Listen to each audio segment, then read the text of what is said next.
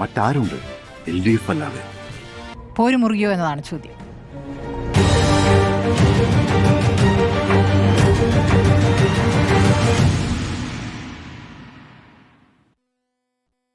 Doctor Arun നമ്മോടൊപ്പം തിരുവനന്തപുരത്ത് നിന്നുണ്ട്. പക്ഷേ ആദ്യം ഞാൻ സുനിലേക്കാണ് പോകുന്നത്. പി. സുനിൽ പറയൂ, പോര് മുറുകിയോ? പോര് മുറുകുകയാണ്. പോര് മുറുകുമ്പോൾ ഒരു മടിയുമില്ലാതെ എന്തും വിളിച്ചു പറയാൻ കഴിയുന്ന ഒരു സാഹചര്യത്തിലേക്ക് കാര്യങ്ങൾ മാറുകയാണ്. ഇന്ന് ഞാൻ രാഹുൽ ഗാന്ധിയുടെ പ്രസംഗം കേൾക്കുകയായിരുന്നു. രാഹുൽ ഗാന്ധിയുടെ പ്രസംഗം തുടങ്ങുന്നത് തന്നെ എങ്ങനെയാണ്? പ്രധാനമന്ത്രി നരേന്ദ്രമോദി ഏത് സംസ്ഥാനത്ത് പോയാലും അവിടെ പറയുന്നത് മന്ത്രി രാഷ്ട്രീയമാണ്. അവിടുത്തെ മതത്തെക്കുറിച്ച്, അവിടുത്തെ അമ്പലങ്ങളെക്കുറിച്ച്, അവിടുത്തെ ദൈവങ്ങളെക്കുറിച്ചൊക്കെയാണ് പ്രധാനമായും നരേന്ദ്രമോദി പറയാറുള്ളത്. പക്ഷേ കേരളത്തിലെത്തുമ്പോൾ ഇവിടെ അത് മോദി മറക്കുന്നു. അതിന് പ്രധാനപ്പെട്ട കാരണം മോദിയും പിണറായിയും സുഹൃത്തുക്കളാണ്, BJPയും CPMും സുഹൃത്തുക്കളാണ് എന്നാണ് രാഹുൽ ഗാന്ധിയുടെ പ്രധാനപ്പെട്ട ആരോപണം. അപ്പോൾ രാഹുൽ ഗാന്ധി പറയുന്നത് ശബരിമല വിഷയം മോദി ഉയർത്തുന്നേയില്ല എന്നതാണ് രാഹുൽ ഗാന്ധിയുടെ പ്രധാനപ്പെട്ട വിഷയം. ശബരിമല പരാമർശിക്കാതെയാണ് BJPയും അതുപോലെ തന്നെ പ്രധാനമന്ത്രി നരേന്ദ്രമോദിയും കേരളത്തിൽ പ്രചരണം നടത്തുന്നത് എന്ന് രാഹുൽ ഗാന്ധി ഇന്ന് പ്രസംഗിക്കുന്നത് കേട്ടു. ഇതാദ്യമായിട്ടല്ല, കഴിഞ്ഞ ദിവസങ്ങളിലൊക്കെ രാഹുൽ ഗാന്ധി കേരളത്തിൽ വന്നപ്പോൾ ഇതേ വാക്കുകൾ ആവർത്തിക്കുകയാണ്. പക്ഷേ തൊട്ടപ്പുറത്ത് ഇന്ന് തിരുവല്ല മണ്ഡലത്തിൽ പ്രധാനമന്ത്രിയുടെ റാലി ഉണ്ടായിരുന്നു. ആ റാലിയിൽ നിന്ന് നരേന്ദ്രമോദി പ്രസംഗിക്കുമ്പോൾ നരേന്ദ്രമോദി ഏറ്റവും അധികം കുറ്റപ്പെടുത്തുന്നത് പിണറായി വിജയനെയാണ്. ഇവിടെ ഇടതുപക്ഷം ശബരിമലയിൽ കൊള്ള നടത്തി, ആ കൊള്ളയുടെ പങ്ക് കോൺഗ്രസിന് കൂടിയുണ്ട് എന്ന തരത്തിൽ കോൺഗ്രസിനെയും ഇടതുപക്ഷത്തെയും ഒരേപോലെ ആക്രമിച്ചാണ് പ്രധാനമന്ത്രിയുടെ പ്രസംഗം അപ്പുറത്ത് നടക്കുന്നത്. പക്ഷേ അങ്ങനെയൊരു പ്രസംഗം അവിടെ പ്രധാനമന്ത്രി ഇന്ന് നടത്തുന്നുണ്ട്, കഴിഞ്ഞ ദിവസങ്ങളിലും നടത്തിയിട്ടുണ്ട്. അപ്പോൾ ഇത് അറിഞ്ഞുകൊണ്ട് തന്നെ അങ്ങനെയില്ല എന്ന രീതിയിൽ പച്ചക്കള്ളം മറ്റൊരു സ്ഥലത്ത് രാഹുൽ ഗാന്ധി പ്രസംഗിക്കുന്നു. തൊട്ടു പിന്നാലെയാണല്ലോ ഇപ്പോൾ വയനാടുമായി ബന്ധപ്പെട്ടുള്ള കാര്യം വരുന്നത്. 2 ദിവസം മുൻപാണ് VD സതീശൻ പറഞ്ഞത്, പ്രതിപക്ഷ നേതാവ് VD സതീശൻ പറഞ്ഞത്, വയനാട്ടിലെ കാര്യം നിങ്ങൾ അറിഞ്ഞില്ലേ? വയനാട്ടിൽ കോൺഗ്രസ് പിരിച്ച പണം ഉപയോഗിച്ച് അവിടെ കോൺഗ്രസ് വാങ്ങിയ ഭൂമിയിൽ ഇതാ ആളുകൾക്ക് നൽകാനുള്ള വീട് നിർമ്മിച്ച് തുടങ്ങി എന്നാണ് VD സതീശൻ പറഞ്ഞത്. അപ്പോഴാണ് നമ്മുടെ അടക്കം ക്യാമറകളിൽ പതിഞ്ഞത് അവിടെ ഒരു വീട് നിർമ്മാണവും ആരംഭിച്ചിട്ടില്ല, അവിടെ അതിനുവേണ്ടി ഒരു സജ്ജീകരണങ്ങളുമായിട്ടില്ല എന്ന വിവരങ്ങൾ പുറത്തു വന്നത്. ഇന്നിപ്പോൾ KPCC പ്രസിഡന്റ് സണ്ണി ജോസഫ് ഈ പിരിച്ച പണത്തിൻ്റെ കണക്കുകളൊക്കെ പുറത്തുവിടുമ്പോൾ എന്താണ് കാര്യം? പിരിച്ച പണത്തേക്കാൾ കൂടുതൽ പണം നൽകി ഈ സ്ഥലം വാങ്ങി, ഭൂമി വാങ്ങി എന്നതാണിപ്പോൾ പുറത്തു വരുന്ന വിവരം എന്നത്. അപ്പോൾ 5,38,00,000 രൂപയാണ് പിരിച്ചത്. 5,38,00,000 രൂപ പിരിച്ചതിനേക്കാൾ കൂടുതൽ ചിലവാക്കി, ഏതാണ്ട് 6 കോടിയിലധികം രൂപ ചിലവായി ഈ ഭൂമി വാങ്ങാൻ എന്നതാണ്. മാത്രമല്ല ഇനിയും കുറച്ചുകൂടി പണം വേണം. അപ്പോൾ രജിസ്ട്രേഷൻ പൂർണ്ണമായി ഇപ്പോൾ തീർന്നിട്ടില്ല, അതിനുവേണ്ടി ഇനിയും പണം വേണം. വീട് നിർമ്മിക്കാൻ പണമില്ല, വീട് നിർമ്മിക്കാൻ ഇനി വീണ്ടും ഒരുപക്ഷെ പിരിക്കില്ല എന്ന് പറയുന്നുണ്ട്. പക്ഷേ കോൺഗ്രസ് ഇതുവരെ പിരിച്ച പണത്തിൻ്റെ കണക്ക് ഇത്ര സമ്മർദ്ദമുണ്ടായ ശേഷമാണല്ലോ ഇപ്പോൾ വെളിപ്പെടുത്തിയത്. ഏതായാലും ഇനി AICC പൈസ നൽകി അല്ലെങ്കിൽ പാർട്ടി പണം നൽകി ഇങ്ങനെ വീട് നിർമ്മിച്ച് നൽകും എന്നൊക്കെയാണ് പറയുന്നത്. അതിനിടയിലാണ് ഇപ്പോൾ ശ്രുതി എന്ന് പറയുന്ന കുടുംബത്തിലെ എല്ലാവരെയും നഷ്ടപ്പെട്ട് ഒറ്റപ്പെട്ടു പോയ ശ്രുതി എന്ന ഒരു പെൺകുട്ടിക്ക് വീട് നൽകാം എന്ന് സിദ്ദിഖ്, അവിടുത്തെ MLA ആയ സിദ്ദിഖ് പറയുകയാണ്. വെറും എന്താണ് സിദ്ദിഖിൻ്റെ ഫേസ്ബുക്ക് പോസ്റ്റ് ഇങ്ങനെയാണ് പറയുന്നത്: പ്രിയ സഹോദരി ശ്രുതിക്ക് 120 ദിവസം കൊണ്ട് വീടൊരുങ്ങും. September 26, 2024 സിദ്ദിഖിൻ്റെ Facebook പോസ്റ്റാണത്. അതിൽ പറയുന്നത്, പ്രിയ സഹോദരി ശ്രുതിക്ക് 120 ദിവസം കൊണ്ട് വീടൊരുങ്ങും. ഇന്ന് കൽപ്പറ്റ മുനിസിപ്പാലിറ്റിയിൽ ഇത്ര സെൻറ്റ് സ്ഥലത്ത് തറക്കല്ലിട്ടു, 1500 സ്ക്വയർ ഫീറ്റിൽ വീട് നിർമ്മിക്കാൻ പോകുന്നു എന്നാണ്. അപ്പോൾ അവർക്ക് വീട് നൽകിയില്ല, അവരെ പറ്റിച്ചു എന്നാണ് അവിടുത്തെ CPMൻ്റെ ജില്ലാ സെക്രട്ടറി ഇപ്പോൾ ആരോപണമായി ഉന്നയിച്ചിരിക്കുന്നത്. അവരുടെ പ്രതികരണം വന്നിട്ടില്ല. അതിപ്പോൾ ആരോപണമായി നിൽക്കുന്നുണ്ട്. അപ്പോൾ സിദ്ദിഖ് തിരിച്ചു ചോദിക്കുകയാണ്, ഞാൻ അങ്ങനെ എവിടെയാണ് പറഞ്ഞത്? ഞാനങ്ങനെ എവിടെയും പറഞ്ഞിട്ടില്ല. ശ്രുതിക്ക് വീട് നൽകുമെന്ന് ഞാൻ എവിടെയും പറഞ്ഞിട്ടില്ല. അപ്പോൾ ഈ സിദ്ദിഖിൻ്റെ തന്നെയുള്ള ഫേസ്ബുക്ക് പോസ്റ്റ് ഇപ്പോൾ CPM പുറത്തുവിടുകയാണ്. ഈ നിലയിൽ നേരത്തെ പറഞ്ഞതും ഇപ്പോൾ പറഞ്ഞതും തമ്മിൽ വലിയ അന്തരം. അപ്പോൾ ഒരു വസ്തുതയ്ക്ക് അടിസ്ഥാനവുമില്ലാത്ത കാര്യങ്ങൾ നേതാക്കൾ തന്നെ പറയുന്ന ഒരു രീതി, ഇതൊക്കെ തന്നെ ഏറ്റവും ഒരു എന്താ പറയുക, രാഷ്ട്രീയ രംഗത്ത് എന്തും പറയാം, തെരഞ്ഞെടുപ്പ് രംഗത്ത് എന്തും പറയാം എന്നൊരു രീതിയിലേക്ക് വരികയാണ്. ഇന്ന് രാഹുൽ ഗാന്ധിയുടെ പ്രസംഗത്തിൽ ഏറ്റവും പ്രധാനപ്പെട്ട മറ്റൊരു കാര്യം അറിയാമോ? ഛത്തീസ്ഗഡിൽ കന്യാസ്ത്രീകൾ ആക്രമിക്കപ്പെട്ടപ്പോൾ ആ കന്യാസ്ത്രീകളെ ആക്രമിക്കാനായി കൂട്ടുനിന്ന BJPയുമായി കേരളത്തിലെ CPM ചങ്ങാത്തമുണ്ടാക്കി എന്നതാണ്. ഈ ഛത്തീസ്ഗഡിൽ കോൺഗ്രസ് ഭരിച്ചിരുന്ന സമയത്ത്, അവിടുത്തെ ഭൂപേഷ് ബാഗൽ ഭരിച്ചിരുന്ന സമയത്ത് എത്ര ആക്രമണങ്ങളാണ് കന്യാസ്ത്രീകൾക്ക് നേരെ ഉണ്ടായിരുന്നത്, അവിടുത്തെ ക്രിസ്തീയ സഭകൾക്ക് നേരെ, അവരുടെ സ്ഥാപനങ്ങൾക്ക് നേരെ ഉണ്ടായിരുന്നത്. മധ്യപ്രദേശിൽ കോൺഗ്രസ് ഭരിച്ചുകൊണ്ടിരുന്ന സമയത്ത്, കമൽനാഥ് അവിടുത്തെ മുഖ്യമന്ത്രിയായിരുന്ന സമയത്ത് ഒരുപാട് ക്രിസ്തീയ സ്ഥാപനങ്ങൾ ആക്രമിക്കപ്പെട്ടല്ലോ. അന്ന് എവിടെയായിരുന്നു കോൺഗ്രസ് എന്ന് പറയുന്നത്? കാന്തമാലിൽ ക്രിസ്തീയ സ്ഥാപനങ്ങൾക്ക് നേരെ, ക്രൈസ്തവർക്ക് നേരെ എത്ര വലിയ ആക്രമണങ്ങളാണ് മുൻകാലങ്ങളിലൊക്കെ തന്നെ ഉണ്ടായിട്ടുള്ളത്. നമ്മൾ കണക്കുകൾ നോക്കുമ്പോൾ BJP ഭരണത്തിൽ വന്ന ശേഷമാണ് ഏറ്റവും കൂടുതൽ ആക്രമണങ്ങൾ ഉണ്ടായിട്ടുള്ളത്. പക്ഷെ അതിനു മുൻപും സഭ തന്നെ പലയിടങ്ങളിൽ കണ്ടെത്തിയിട്ടുണ്ട്. ഞാൻ ഇക്കഴിഞ്ഞ ക്രിസ്മസ്, മോദിക്ക് വേണ്ടിയിട്ടാണോ ഈ വാദം? അല്ല, ഞാൻ മോദിക്ക് വേണ്ടി വാദിക്കുന്നതല്ല. പക്ഷെ ഇവിടെ വന്ന് CPM-ഉം BJP-യും സഖ്യമാണ് എന്ന് പറയാൻ രാഹുൽ ഗാന്ധിക്ക് നാണമില്ലേ എന്നാണ് എന്റെ ചോദ്യം. അങ്ങനെ ചോദിക്കുമ്പോൾ CPM ഇപ്പോൾ BJP-ക്ക് വേണ്ടി വാദിക്കുന്നു. CPM BJP-ക്ക് വേണ്ടി എവിടെ വാദിക്കുന്നു? ദേശീയ തലത്തിൽ BJP, പക്ഷേ മധ്യപ്രദേശിൽ കേരളത്തിലുണ്ടാകുന്നില്ലോ. എന്തുകൊണ്ടാണ്? കേരളത്തിൽ ഇവിടെ മതേതരമായ ഒരു സാഹചര്യം ഉണ്ട് എന്നുള്ളത് കൊണ്ടല്ലേ. അതുപോലെ കോൺഗ്രസ് ഭരിച്ച സംസ്ഥാനങ്ങൾ പക്ഷേ ആ കരുതൽ കൊടുത്തിട്ടില്ല ക്രിസ്ത്യാനികൾക്ക് എന്നാണ് ഈ സമയത്ത് മോദിക്കെതിരെ ഈ വിമർശനങ്ങൾ ഇവിടെ ഉന്നയിക്കുമ്പോൾ കോൺഗ്രസിന്റെ കാലത്തും അത് സംഭവിച്ചിട്ടുണ്ട് എന്ന് പറയുന്നത് ആരെയാണ് സഹായിക്കുക? ഇത് മോദിക്കെതിരെയാണോ ഈ ആരോപണം ഉന്നയിച്ചത്? മോദിക്കെതിരെ അല്ലല്ലോ ആരോപണം. ഈ ആരോപണം ഉന്നയിക്കുന്ന പിണറായി വിജയനെതിരെയാണ്. ഈ ആരോപണം ഉന്നയിക്കുന്ന CPM-നെതിരെയാണ്. മോദിക്കെതിരെ എവിടെയാണ് ആരോപണം ഉന്നയിക്കുന്നത്? കോൺഗ്രസ് ഈ വിഷയം ഉന്നയിച്ചുകൊണ്ട് CPM-നെ ആക്രമിക്കാനാണ് ശ്രമിക്കുന്നത്. അതേസമയം മധ്യപ്രദേശിലെ ഇക്കഴിഞ്ഞ ക്രിസ്മസിൽ ജബൽപൂരിൽ അവിടുത്തെ ഒരു BJP നേതാവ് അഞ്ജു ഭാർഗവ എന്ന് പറയുന്ന BJP നേതാവ് കാഴ്ച പരിമിതിയുള്ള സ്ത്രീകൾക്ക്, ക്രിസ്തീയ സമുദായ അംഗങ്ങൾക്ക് നേരെ നടത്തിയ ആക്രമണം നമ്മുടെ എല്ലാവരുടെയും മുന്നിലുണ്ട്. അതിന്റെ വീഡിയോ നമ്മളെല്ലാവരും കണ്ടതാണ്. അവർക്കെതിരെ കേസെടുത്തിട്ടില്ല. അവിടെ പ്രതിപക്ഷത്ത് കോൺഗ്രസ് ആണ്. കോൺഗ്രസ് എത്ര സമരം നടത്തി? അവിടെ കോൺഗ്രസ് ഈ വിഷയത്തിൽ ഏത് രീതിയിൽ ഇടപെട്ടു? അപ്പോൾ ഞാൻ പറയുന്നത് BJP-യെ ഈ വിഷയത്തിൽ കുറ്റപ്പെടുത്തിയത് കൊണ്ട് ഇപ്പോൾ ഞാൻ വാദിക്കുന്നത് BJP-ക്ക് വേണ്ടിയാണെന്ന് ചോദിക്കുന്നത് എന്തൊരു മണ്ടത്തരമാണ്. കാരണം ഛത്തീസ്ഗഡിൽ കോൺഗ്രസ്, ഇവിടെ കേരളത്തിൽ കോൺഗ്രസ് എന്ത് ചെയ്തു? ഛത്തീസ്ഗഡിൽ കന്യാസ്ത്രീകളെ ജയിലിലടച്ചപ്പോൾ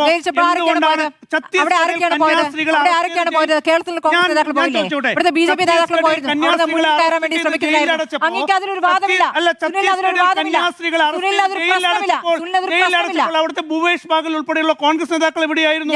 എന്തുകൊണ്ടാണ് കേരളത്തിൽ കോൺഗ്രസ് മൗനം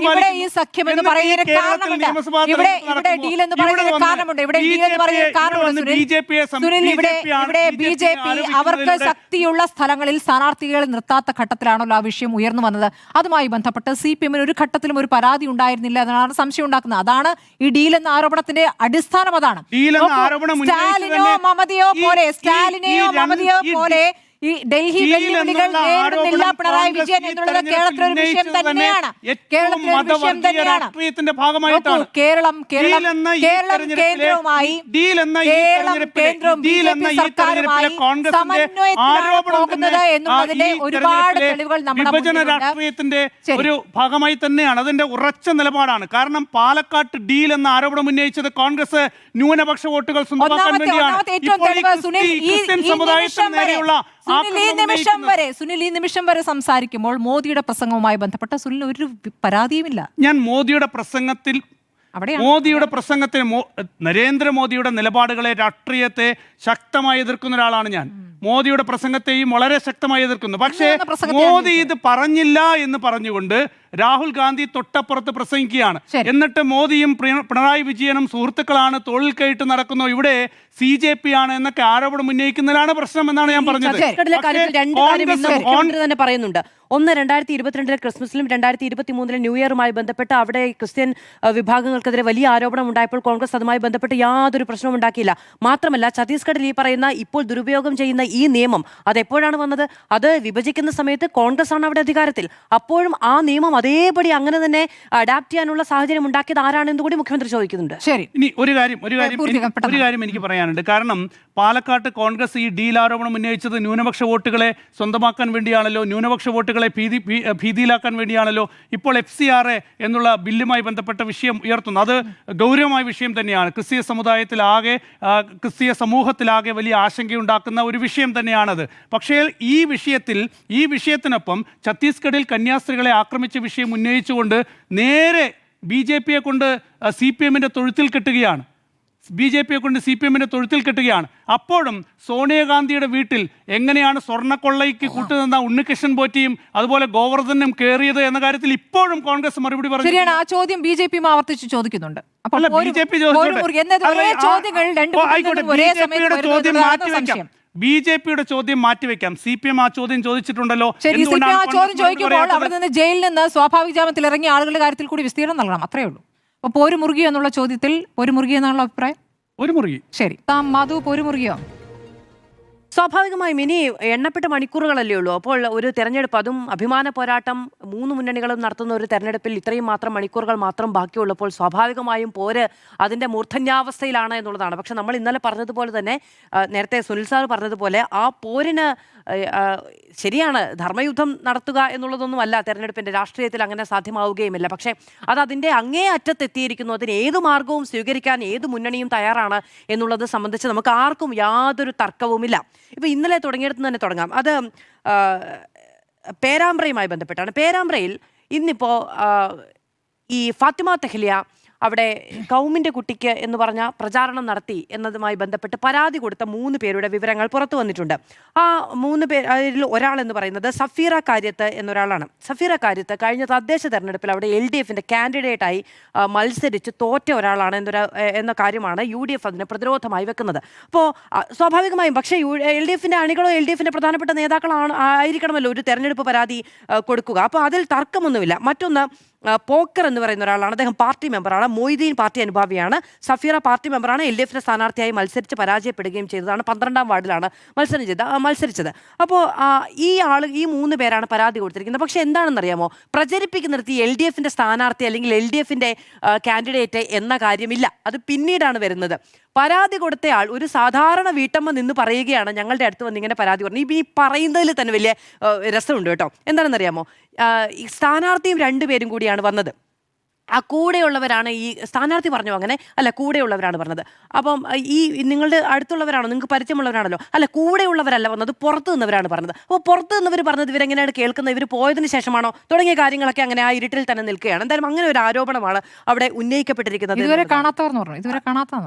ശരി, ഇനി ഈ അവർക്ക് എന്താണ് LDFന്റെ കൺവീനർ ആദ്യം പറഞ്ഞത്, LDFുമായിട്ട് ഒരു ബന്ധവുമില്ല എന്നുള്ളത്. ഇന്ന് പക്ഷേ ഈ പറയുന്ന വാഹനത്തിൻ്റെയും മറ്റു കാര്യങ്ങളും ഒക്കെ വന്നപ്പോൾ അത് തിരുത്തിയിട്ടുണ്ട്.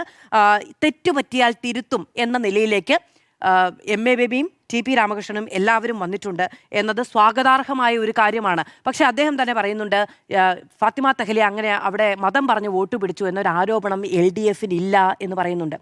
LDFനുണ്ടാകില്ല, പക്ഷെ CPMന്റെ മുൻ കാൻഡിഡേറ്റാണ് പരാതി കൊടുത്തവരിൽ ഒരാൾ. അപ്പോൾ അവർക്ക് LDFുമായിട്ടോ ഈ പ്രചാരണ പരിപാടികളുമായിട്ടോ ബന്ധപ്പെട്ടോ രാഷ്ട്രീയമായി ബന്ധപ്പെട്ട ഒരു ബന്ധവുമില്ല എന്നുള്ളതാണെങ്കിൽ ശരി, അങ്ങനെയും വിശദീകരിക്കട്ടെ. രണ്ടാമത്തേത്, ഇന്ന് 2 പ്രധാനപ്പെട്ട നേതാക്കൾ, CPMന്റെ സ്വാഭാവികമായും ഏറ്റവും പ്രധാനപ്പെട്ട താരപ്രചാരകൻ മുഖ്യമന്ത്രി തന്നെയാണ്. അദ്ദേഹം ഇന്നും വിവിധ മണ്ഡലങ്ങൾ കേന്ദ്രീകരിച്ച്, അദ്ദേഹത്തിന്റെ മണ്ഡലവുമായി കേന്ദ്രീകരിച്ച് അദ്ദേഹം പ്രചാരണം നടത്തുന്നുണ്ട്.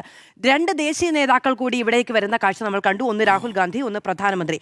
രാഹുൽ ഗാന്ധിയുമായി ബന്ധപ്പെട്ട് സാധാരണഗതിയിൽ കേരള രാഷ്ട്രീയത്തിൽ വലിയ അനുഭാവപൂർവ്വമായ നിലപാടാണ് രാഹുൽ ഗാന്ധി രാഷ്ട്രീയം പറയുമ്പോൾ ഉണ്ടാകുന്നത്. പക്ഷേ എനിക്കിന്ന് വിമർശനമുണ്ട് അദ്ദേഹം സംസാരിക്കുന്നതുമായി ബന്ധപ്പെട്ട്. അദ്ദേഹം കഴിഞ്ഞ തവണ വന്നപ്പോഴും ഈ തവണ വരുമ്പോഴുമൊക്കെ കേരളത്തിൻ്റെ തിരഞ്ഞെടുപ്പ് രാഷ്ട്രീയത്തിൻ്റെ ഒരു ഗ്രൗണ്ട് എന്താണ് എന്ന് അദ്ദേഹം തിരിച്ചറിയുന്നുണ്ടോ എന്ന കാര്യം സംശയമാണ്. അദ്ദേഹം കഴിഞ്ഞ 3 തവണ വന്നപ്പോഴും ഇന്നും അടക്കം ആവർത്തിച്ച് പറയുന്ന ഒരു കാര്യം എന്താണ്, അത് മുഖ്യമന്ത്രിക്കെതിരെ ദേശീയ അന്വേഷണ ഏജൻസികൾ നടപടിയെടുക്കുന്നില്ല എന്നുള്ളതാണ്. ഞാൻ ചോദിക്കുന്നത്, ഇവർ ദേശീയ തലത്തിൽ ഒരു മുന്നണിയാണ്. ഇവിടുത്തെ സംസ്ഥാന നേതാക്കൾ പറയുന്ന അതേ ആരോപണം ശരി അദ്ദേഹം ഉന്നയിക്കുകയാണ്. അദ്ദേഹത്തിൻ്റെ ആവശ്യം എന്താണ്? പിണറായി വിജയനെ ദേശീയ അന്വേഷണ ഏജൻസികൾ അറസ്റ്റ് ചെയ്യണം എന്നുള്ളതാണോ അദ്ദേഹത്തിൻ്റെ ആവശ്യം? അങ്ങനെയാണെങ്കിൽ അത് അദ്ദേഹം പറയണം. പിണറായി വിജയൻ അപ്പോൾ ഇനി അഥവാ അങ്ങനെ ഉണ്ടാവുകയാണെങ്കിൽ ദേശീയ തലത്തിൽ പ്രതിപക്ഷ പാർട്ടികളുടെ മുന്നണി ഇന്ത്യ മുന്നണി എന്ന നിലയ്ക്ക് രാഹുൽ ഗാന്ധി അത്തരം പ്രതിഷേധങ്ങളുടെ ഭാഗമാവുകയില്ല എന്നുള്ളതാണോ അദ്ദേഹത്തിൻ്റെ നിലപാട് എന്നതുകൂടി അദ്ദേഹം പറയണം. ആവർത്തിച്ച് ആവശ്യപ്പെടുകയാണ്, എന്തുകൊണ്ടാണ് നടപടിയെടുക്കാത്തത്, എന്തുകൊണ്ടാണ് അറസ്റ്റ് ഉണ്ടാകാത്തത്, എന്നെ ചോദ്യം ചെയ്തല്ലോ എന്നുള്ള കാര്യം. അപ്പോൾ അദ്ദേഹം അത് വ്യക്തമാക്കിയാൽ കൊള്ളാം. അങ്ങനെയാണെങ്കിൽ ഈ ഇന്ത്യ മുന്നണി എന്ന് പറയുന്ന ഒരു സംവിധാനം വേണ്ടതില്ല എന്ന് തോന്നുന്നു. അങ്ങനെ ഇപ്പം BJPക്കെതിരേക്ക് ദേശീയ വിഷയങ്ങൾ വരുന്ന സമയത്ത് ഇവിടെ ഒരൊറ്റ വാക്കാണല്ലോ. അപ്പോൾ അങ്ങനെ ഒരു മുന്നണി സംവിധാനത്തിൽ നിന്നുകൊണ്ട് അതിൻ്റെ ഒരു ദേശീയ നേതാവ് തന്നെ, ആ മുന്നണിയെ നയിക്കുന്ന പാർട്ടിയുടെ ഒരു നേതാവ് തന്നെ ആവർത്തിച്ച് ഈ കാര്യം ആവശ്യപ്പെടുന്ന 1 തവണ 2 തവണ ശരിയെന്നേ ആവർത്തിച്ച് ഈ കാര്യം ആവശ്യപ്പെടുന്നതിലൊരു ഭംഗികേടുണ്ട് എന്ന് പറയാതെ പോകാൻ കഴിയില്ല. എന്ന് തോന്നുന്നു. നോക്കൂ, പ്രധാനമന്ത്രി നരേന്ദ്രമോദി ഇവിടെ വന്ന സമയത്ത് അദ്ദേഹം പാലക്കാട്ട് സംസാരിച്ചു. എന്തൊക്കെ കാര്യങ്ങളാണ് സംസാരിച്ചത്?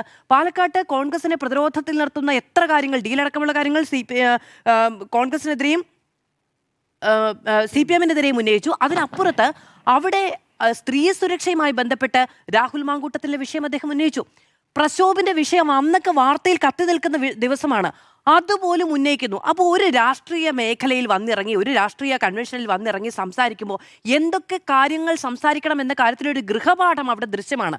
രാഹുലിന്റെ കാര്യത്തിലും സോറി, അവിടെ അങ്ങനെ ഒരു സംഭവം ഉണ്ടാകുന്നില്ല എന്ന് പറഞ്ഞു പോകേണ്ടി വരുന്നു. ഇനി മൂന്നാമത്തെ വിഷയം വയനാട് വിഷയമാണ്. വയനാട് വിഷയത്തിൽ ഈ 4 ദിവസങ്ങൾക്ക് മുൻപ് കണക്ക് പുറത്തു വിടുന്നു.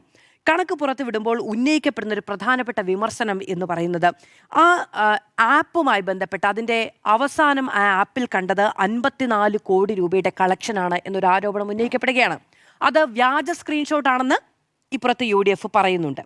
പക്ഷെ 54 കോടിയുടെ കണക്ക് അവസാനം ആ ആപ്പിൽ കണ്ടിരുന്നു എന്ന് പറഞ്ഞ് സ്ക്രീൻഷോട്ടുകൾ പ്രചരിപ്പിക്കപ്പെടുന്നുണ്ട്. ഞാൻ ആവർത്തിച്ചു പറയുന്നു, അത് വ്യാജ സ്ക്രീൻഷോട്ടാണെന്നും അതിൻ്റെ പേരിൽ പ്രചാരണം നടത്തുന്ന ആളുകൾക്കെതിരെ നിയമ നടപടിയെടുക്കുമെന്നും UDF പറഞ്ഞിട്ടുണ്ട്. പക്ഷേ അത് കോടതിയിൽ പോയി തെളിയിക്കേണ്ടതല്ല.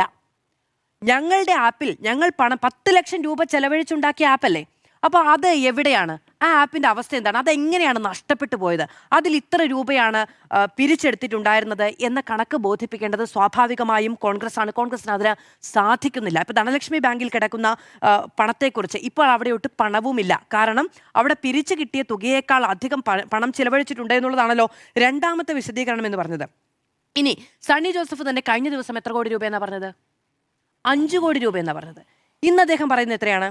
ഏതാണ്ട് 6 കോടി രൂപ എന്നുള്ളതാണ്. അപ്പോൾ ഈ കോടിക്കൊന്നും ഈ നാട്ടിലൊരു വിലയില്ലേ? 1 കോടി രൂപയുടെയൊക്കെ വ്യത്യാസം വരെയാണ് 3 നേതാക്കൾ മാധ്യമങ്ങളെ കണ്ട് സംസാരിക്കുമ്പോൾ. ഇത് എവിടെ നിന്നുള്ള, ഇത് അവനവൻ കമ്മട്ടം വെച്ച് അടിച്ചുണ്ടാക്കുന്നൊന്നുമല്ലല്ലോ, നാട്ടുകാരിൽ നിന്ന് പിരിച്ച തുകയാണ്. അപ്പോൾ അതിൽ 1 കോടി രൂപയ്ക്കൊന്നും ഒരു വിലയില്ലേ എന്നുള്ളതാണ് ചോദിക്കുന്നത്. ഇനി കഴിഞ്ഞ ദിവസം KRFക്ക് സമൂഹ മാധ്യമത്തിൽ പങ്കുവെച്ച, മാധ്യമങ്ങളെല്ലാവരും റിപ്പോർട്ട് ചെയ്ത് സ്ഥലം വാങ്ങിയ തുക 6 കോടി രൂപയ്ക്ക് സ്ഥലം വാങ്ങിയെന്നാണ് പറയുന്നത്. സ്ഥലം വാങ്ങിയ തുകയെക്കുറിച്ച് അതിൻ്റെ രേഖകളിൽ പറയുന്നത് എത്രയാണ്? 3 കോടിയിലധികം രൂപയാണ്. 3,21,25,500 രൂപയാണ് അതിൻ്റെ രേഖകളിൽ പറയുന്നത്. അപ്പോൾ ഈ 6 കോടി എവിടെന്നാ? ഇനി 2 തവണയായിട്ടാണത്.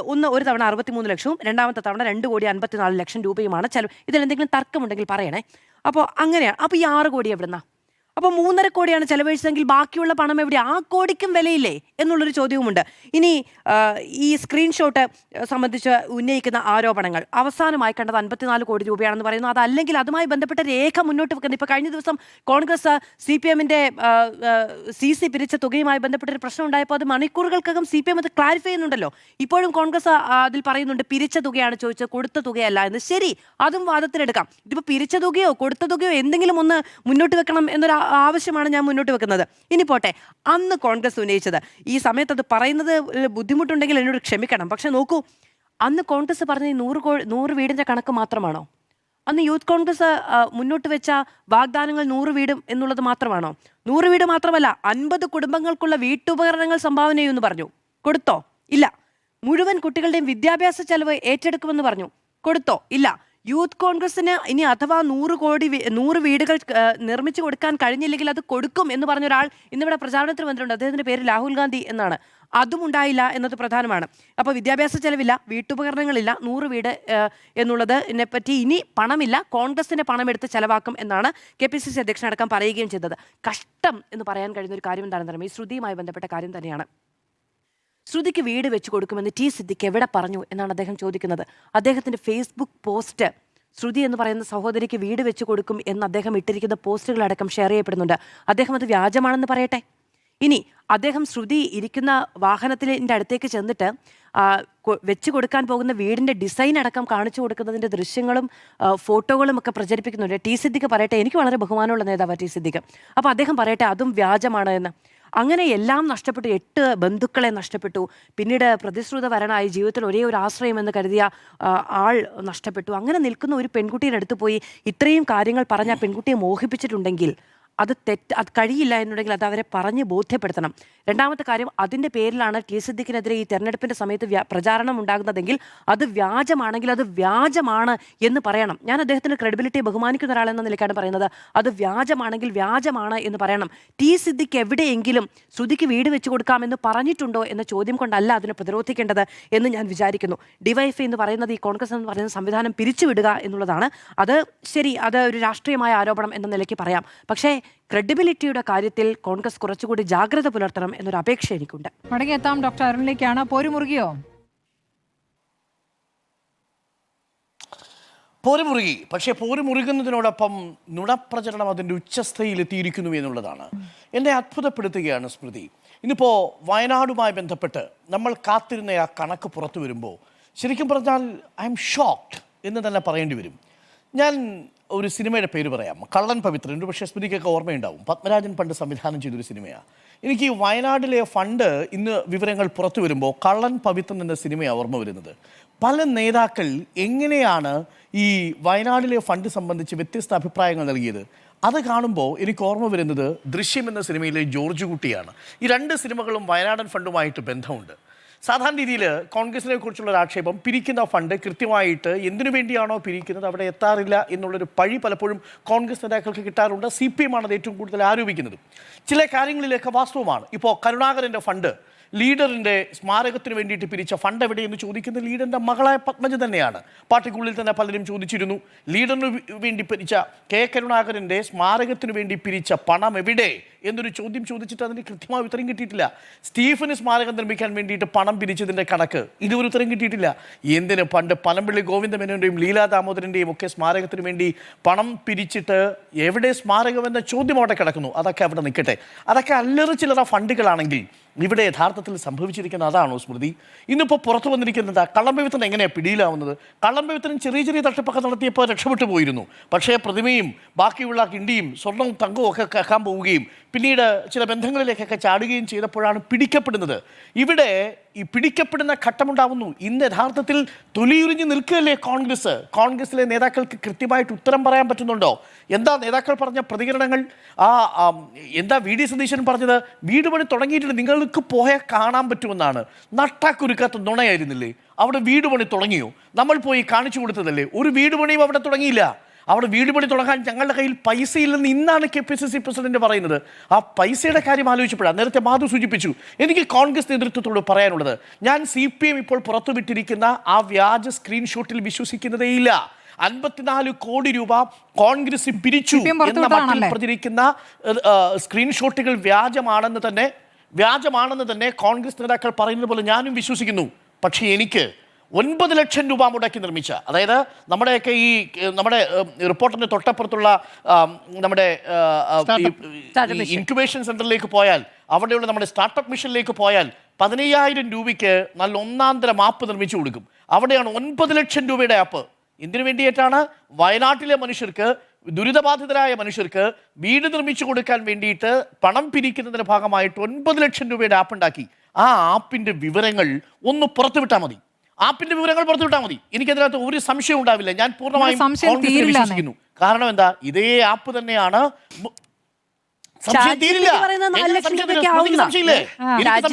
എന്റെ സംശയങ്ങൾ ഞാൻ പറഞ്ഞോളാം, അങ്ങ് പറഞ്ഞോളൂ. ChatGPT പറയുന്ന ഒരു 4 ലക്ഷം രൂപയൊക്കെ വരട്ടെ. മുസ്ലിം ലീഗ് ആയിക്കോട്ടെ, ഇതൊരു ദുരന്ത ബാധിതരെ സഹായിക്കാൻ വേണ്ടിയിട്ടുണ്ടാക്കുന്ന ആപ്പാണ്. ഇത് ഏതെങ്കിലും തരത്തിൽ കോൺഗ്രസിന് ലാഭം ഉണ്ടാക്കാൻ പോകുന്ന ആപ്പല്ല. അപ്പൊ സ്വാഭാവികമായും ആപ്പ് ഡെവലപ്പേഴ്സ് തന്നെ അത് ഡിസ്കൗണ്ട് റേറ്റിൽ കൊടുക്കും. ഇനി അത് പോകട്ടെ, നിങ്ങൾ ഇന്റർനാഷണലി ഒരു വലിയ ആപ്പ് നിർമ്മിക്കുന്ന ആൾക്കാരെ കൊണ്ടുവന്നാൽ പോലും 9 ലക്ഷം എങ്ങനെയാവും?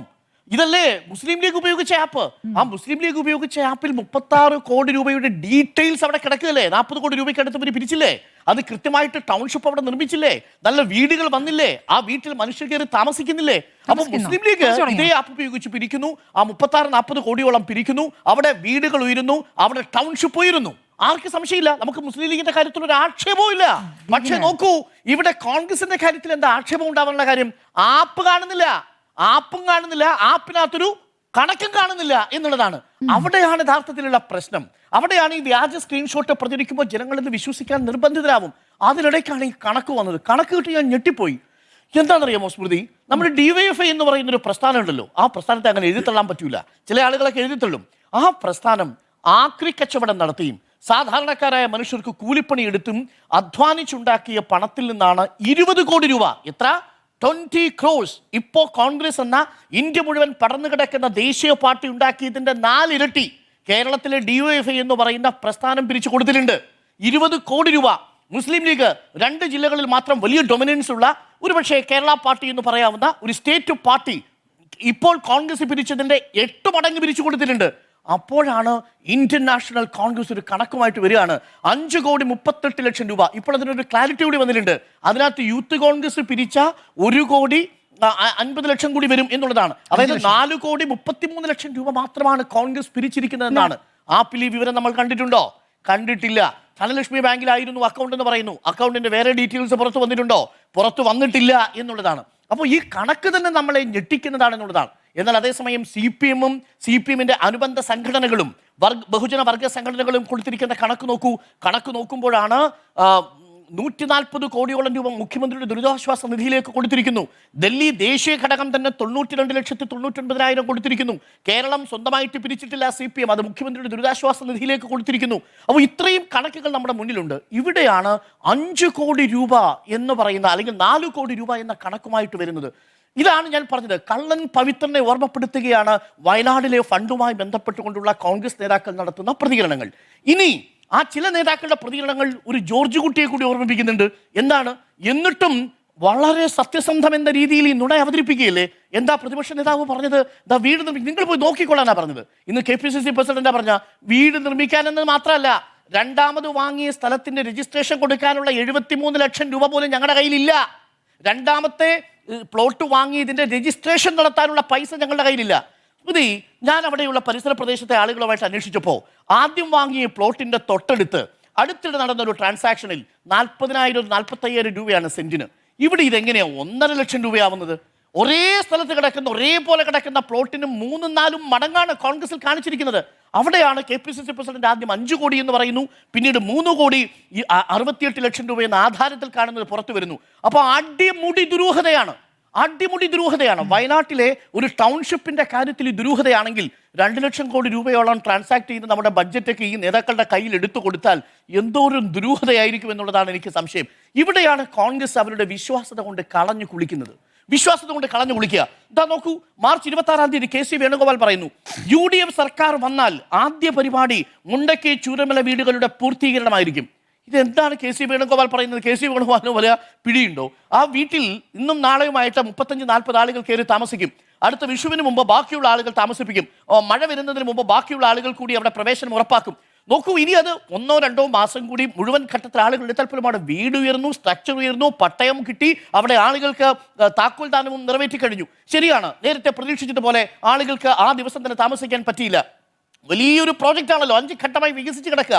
അവിടെയാണ് KC വേണുഗോപാൽ പറയുന്നത്, സ്വന്തമായിട്ട് വാഗ്ദാനം ചെയ്ത പറമ്പിൽ ഒരു കക്കൂസ് പോലും നിർമ്മിക്കാൻ പറ്റാതെ പറയാണ്, ഞങ്ങൾ അധികാരത്തിൽ വന്നാൽ ചൂരമല മുണ്ടക്കൈ ദുരന്തബാധിതരുടെ വീടുകളുടെ പൂർത്തീകരണം. ഇനി അവിടെ പൂർത്തീകരിക്കാൻ ഒന്നുമില്ല സാർ. സർക്കാർ വരുമ്പോഴേക്കും ബാക്കി പ്രവൃത്തികളെല്ലാം സർക്കാരിന്റെ ടൗൺഷിപ്പിൽ പൂർത്തിയാവും. കോൺഗ്രസിന്റെ വീട് എവിടെ എന്ന ചോദ്യത്തിന് അവർ പതറി നിൽക്കുന്ന കാഴ്ചയല്ലേ.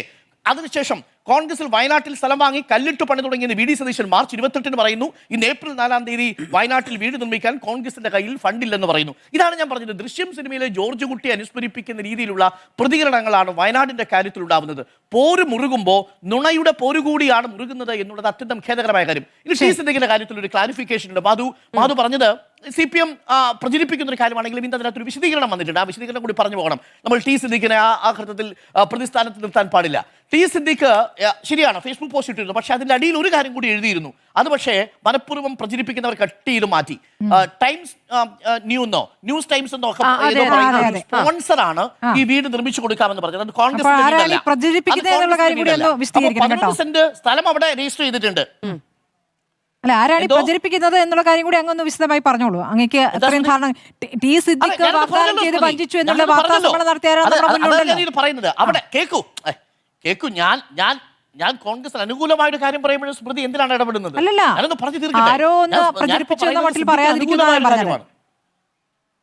ആരോ എന്നല്ല പറഞ്ഞത്. അല്ലല്ല, CPM സൈബർ ഹാൻഡിലുകൾ തന്നെയാണ് അത് പ്രചരിപ്പിക്കുന്നത്. അതിനകത്തൊന്നും എനിക്ക് സൈബർ ഹാൻഡിലല്ലേ വാർത്താ സമ്മേളനം നടത്തിയത്? പറയും. ഒരു സൈബർ ഹാൻഡിലല്ലേ വാർത്താ സമ്മേളനം നടത്തിയത്? പറയൂ.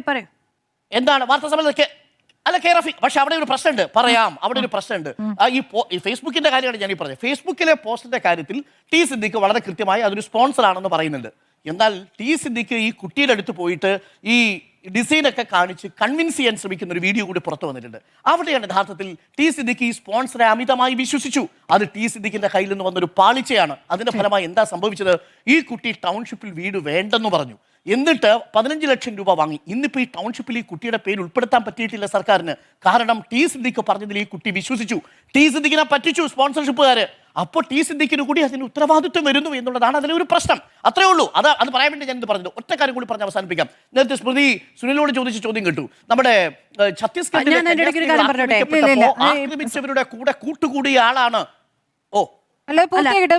എന്താണെന്നറിയാമോ, സിദ്ദിഖാണ് എനിക്കെല്ലാം, എന്റെ സഹോദരനെ പോലെയാണ് എന്നതടക്കമുള്ള കാര്യങ്ങൾ പറയുന്നുണ്ടായിരുന്നു. അപ്പൊ അത്രയേറെ ബന്ധമുള്ള ഒരു വിമർശനം ഉയർന്നു വരുമ്പോൾ ഞാൻ എവിടെയും പറഞ്ഞിട്ടില്ലെന്നല്ല അദ്ദേഹം പ്രതികരിക്കേണ്ടത്. ഇങ്ങനെ ഒന്ന് പറ്റിപ്പോയി എന്നാണ് അദ്ദേഹം പറയേണ്ടതെന്നാണ് ഞാൻ വിചാരിക്കുന്നത്. അല്ലല്ല ആണ്. ഞാൻ അതിന് ഞാൻ അഭിപ്രായം പറയുന്നില്ല. ഇത് അതിന്റെ വസ്തുത പറഞ്ഞെന്ന് മാത്രമേ ഉള്ളൂ. ഒരു കാര്യം കൂടി. അപ്പം ഞാൻ പറഞ്ഞു വന്നത്, ഛത്തീസ്ഗഡ് ഈ കന്യാസ്ത്രീകൾ ആക്രമിക്കപ്പെട്ടപ്പോൾ ആക്രമിച്ചവരുടെ കൂട്ടത്തിൽ ആക്രമിച്ചവരോടൊപ്പം കൂട്ടുകൂടുകയാണ് കേരളത്തിലെ മുഖ്യമന്ത്രി. പച്ച കള്ളമല്ലേ സ്മൃതി ഈ പറയുന്നത്? 2022-23 ഭൂപേഷ് ബാഗലിന്റെ കാലം, ക്രിസ്മസിന്റെ സമയത്ത് കാലത്താണ്. അതെങ്ങനെയാണ് നിങ്ങൾക്ക് കന്യാസ്ത്രീകളുടെ ആക്രമണവുമായി അതിനെ ബന്ധിപ്പിക്കാൻ കഴിയുക? ഈ അങ്ങനെയാണോ പല കാര്യങ്ങളും പറയുന്നത്? രാഷ്ട്രീയത്തിൽ രാഷ്ട്രീയ പ്രസംഗത്തിൽ ഇത്തരം ആളുകളുമായി കൂട്ടുകൂടുമോ എന്ന ചോദ്യം എന്നല്ലോ അതിന്റെ അർത്ഥം. ഗുണപ്രസംഗം എന്ന് പറയാം. നിങ്ങൾക്ക് നുണയാണ്. നുണ എന്ന വാക്കാണ് നിങ്ങൾക്ക് താല്പര്യമുള്ള വാക്ക്. നന്നായി പ്രയോഗിക്കാം. നുണ എന്ന വാക്ക് നന്നായി പ്രയോഗിക്കാം. നുണ എന്ന വാക്ക് നന്നായി ഉപയോഗിക്കാം. ശരി, പൂർത്തിയാക്കോളൂ. എനിക്ക് ഒരു ചോദ്യം സ്മൃതിയോടുണ്ട്. ഒറ്റ ചോദ്യം, സ്പെസിഫിക് ആയ ക്വസ്റ്റ്യൻ. ഛത്തീസ്ഗഡിലെ ഈ മത സ്വാതന്ത്ര്യ നിയമം വകുപ്പ് 4 ഏത് സർക്കാർ കൊണ്ടുവന്നതാ? ഒന്ന് പറയാമോ? ഈ കന്യാസ്ത്രീകളെ പീഡിപ്പിച്ച നിയമം, ഛത്തീസ്ഗഡിലെ കരി നിയമം എന്ന് ഞാൻ വിശേഷിപ്പിക്കുന്ന ഈ നിയമം മധ്യപ്രദേശിനെ 2 വിഭജിച്ച് ഛത്തീസ്ഗഡ് ഉണ്ടാക്കിയുമ്പോൾ അജിത് ജോഗി കൊണ്ടുവന്നതല്ലേ? അന്ന് കോൺഗ്രസ് അല്ലേ ഭരണത്തിലിരുന്നത്? ഈ കന്യാസ്ത്രീകളെ പീഡിപ്പിക്കത്തക്ക രീതിയിൽ നിയമം ഉണ്ടാക്കിയത് കോൺഗ്രസ് ആണോ അല്ലയോ? സ്മൃതി ഒന്ന് പറഞ്ഞേ. നോക്കൂ, നിയമമുണ്ടാക്കി ഞാൻ കോൺഗ്രസിനെ അങ്ങനെ ന്യായീകരിക്കാനൊന്നും ഞാൻ തയ്യാറല്ല. നോർത്തിൽ, അതായത് കോൺഗ്രസ് പലപ്പോഴും കോൺഗ്രസിലെ പല നേതാക്കളും BJP-യിലേക്ക് പോവുകയും BJP നിലപാടോടുകൂടി പ്രവർത്തിക്കുകയും അല്ല, സത്യസന്ധത എല്ലാ കാലത്തും അങ്ങനെ തന്നെയാണ്. ഒരു പ്രത്യേക കാര്യത്തിൽ മാത്രമല്ല. ഛത്തീസ്ഗഡിലെ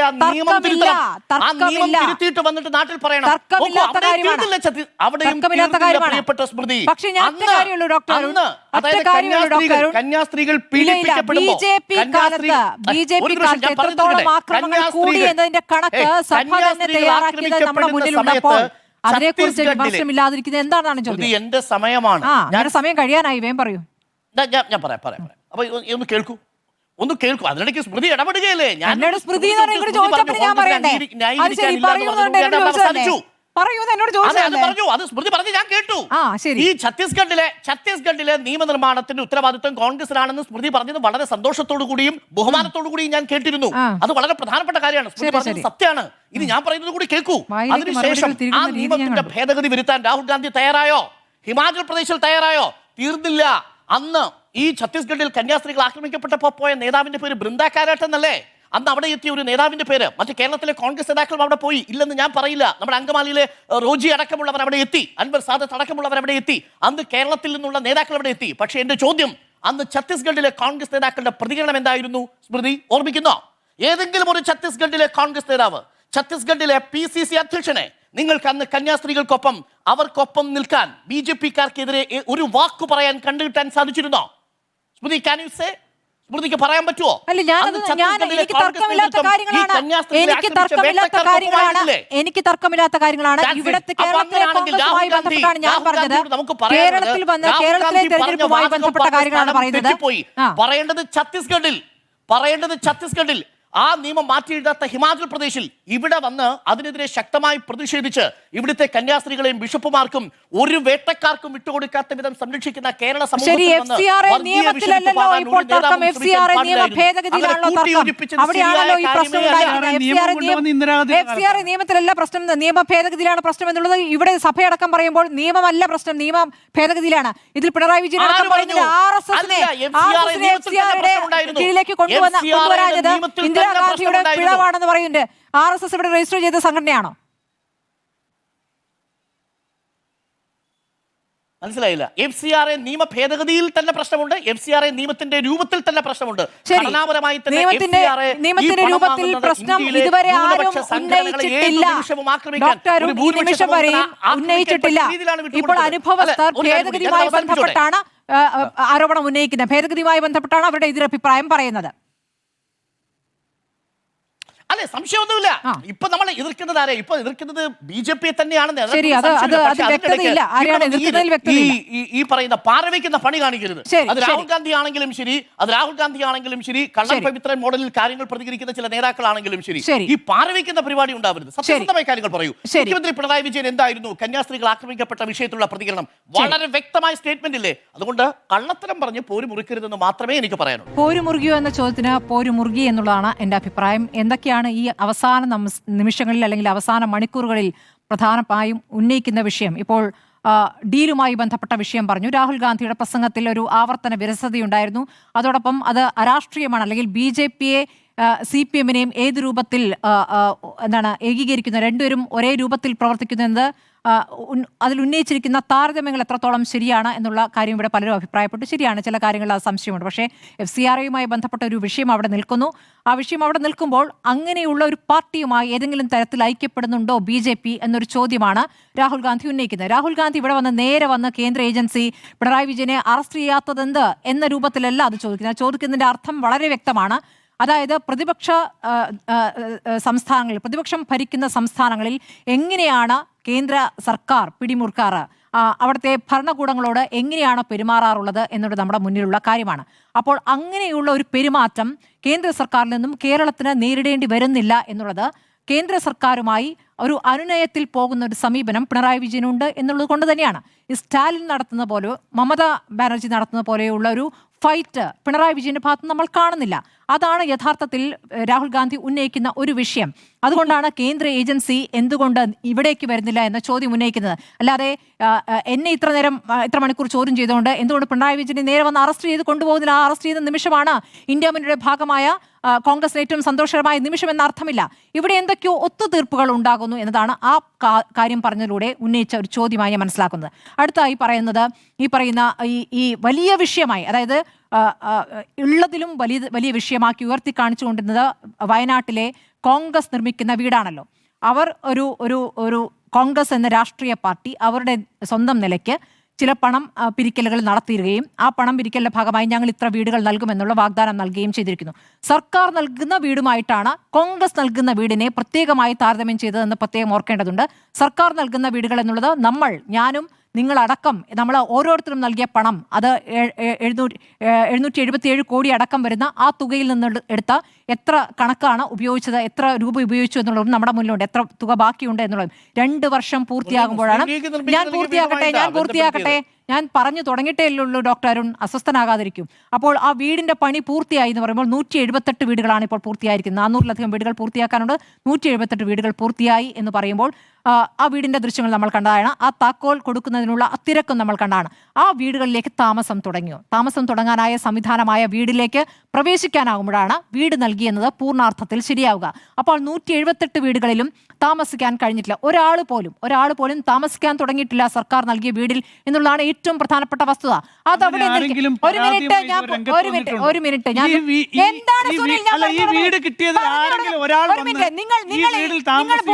ശബ്ദം കൊണ്ട് എന്നെ അടക്കാൻ സംസാരിച്ചപ്പോൾ ഇതുപോലെ ശക്തമായി ഇടപെട്ട് എന്നോട് സംസാരിക്കാൻ ഞാൻ പറഞ്ഞു തുടങ്ങി. എന്റെ പോയിന്റ് ഞാൻ പറഞ്ഞത്. ഞാൻ പറയുന്നില്ല.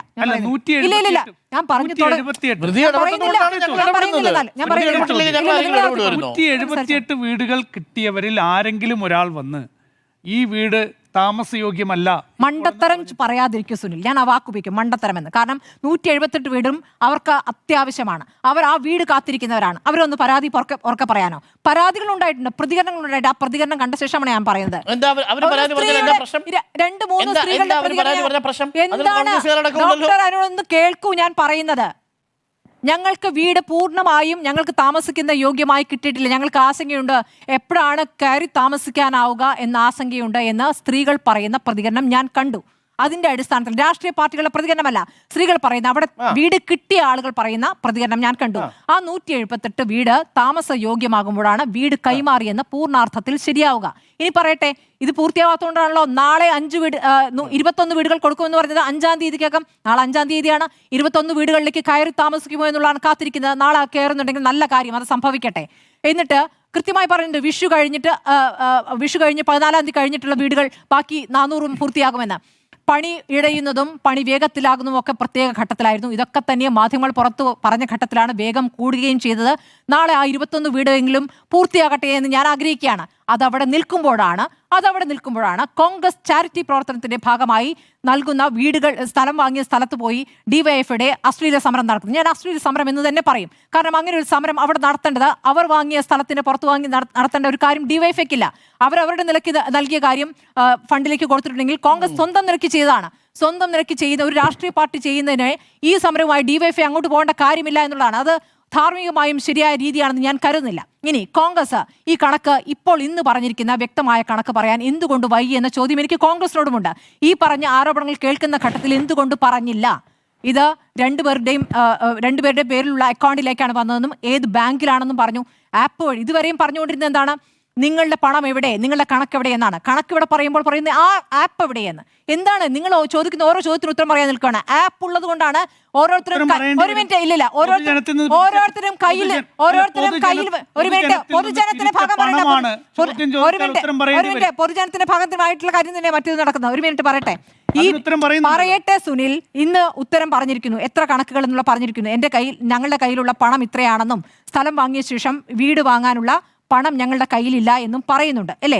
ആ പണം പറയുമ്പോഴും പറയുന്നു ഇനി AICC നൽകാനുള്ള തുകയുണ്ട്. ആ വീട് നിർമ്മിച്ച് നൽകിയില്ലെങ്കിൽ ആ നിമിഷം നമുക്ക് പറയാവുന്നേ, വീട് നിർമ്മിച്ച് നൽകിയിട്ടില്ലെങ്കിൽ അത് നമുക്ക് ചോദ്യം ചെയ്യണം. അതിനുശേഷമാണ് ഈ കണക്കുകൾ മുഴുവൻ പൂർത്തിയാക്കേണ്ടത്. എത്ര തുക ചെലവഴിച്ചു എന്നുള്ള കാര്യം പറയേണ്ടത്. AICC നൽകാനിരിക്കുന്ന തുകയുണ്ട്, അതുകൂടി വരട്ടെ. അതുകൂടി വന്ന ശേഷമാണ് വീട് നിർമ്മിച്ച് നൽകുമോ, വീട് നിർമ്മിച്ച് തന്നേ പറ്റൂ. പഞ്ചായത്തിൽ അപേക്ഷ കൊടുത്തോ എന്നുള്ളതല്ല, വീട് നിർമ്മിച്ച. ഒരു മിനിറ്റ് ഡോക്ടർ അരുൺ, വീട് നിർമ്മിക്കാനുള്ള പണമില്ല എന്ന് പറഞ്ഞല്ലോ. പണമില്ല എന്ന് പറഞ്ഞു. ഗുണഭോക്താക്കളെന്നറിയാമോ? അങ്ങ് പോയി അന്വേഷിക്കൂ. CPM-ന്റെ എല്ലാ ഗുണഭോക്താക്കളുടെ ലിസ്റ്റ് അങ്ങയുടെ കയ്യിലെങ്കിൽ അങ്ങോട്ട് വായിക്കൂ. ഇത് ശരിയല്ല കേട്ടോ. നിങ്ങളൊരു രാഷ്ട്രീയ പാർട്ടി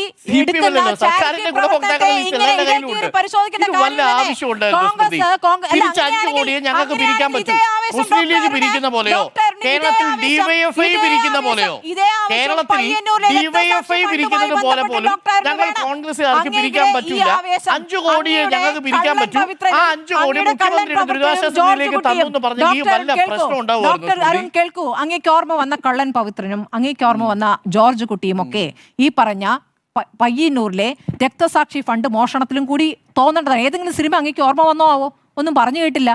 ഇവിടെ വി കുഞ്ഞികൃഷ്ണൻ കണക്കുകൾ പറയാൻ പാർട്ടി ഓഡിറ്റ് ചെയ്യാൻ ഏൽപ്പിച്ച വി കുഞ്ഞികൃഷ്ണൻ ഓഡിറ്റ് ചെയ്ത കണക്ക് പാർട്ടിക്ക് നൽകുമ്പോൾ അതിന്മേൽ നിശബ്ദമായിരിക്കുകയും അത് പറഞ്ഞ ആൾ പുറത്തേക്ക് പോകേണ്ടി വരികയും ചെയ്ത് നമ്മുടെ മുന്നിലുണ്ടല്ലോ. അപ്പോൾ പറഞ്ഞ എന്താണ്? CPM നേതാവ് M സ്വരാജ് കണക്ക് കൊടുക്കേണ്ടതില്ല എന്ന്. പാർട്ടിയുടെ ജില്ലാ കമ്മിറ്റിയിൽ ഉണ്ടായിരുന്ന സ്വയം പുറത്തിറങ്ങിയ ഒരു നേതാവിനെ പെട്ടെന്ന് തന്നെ കള്ളനാക്കാൻ പറ്റിയല്ലോ.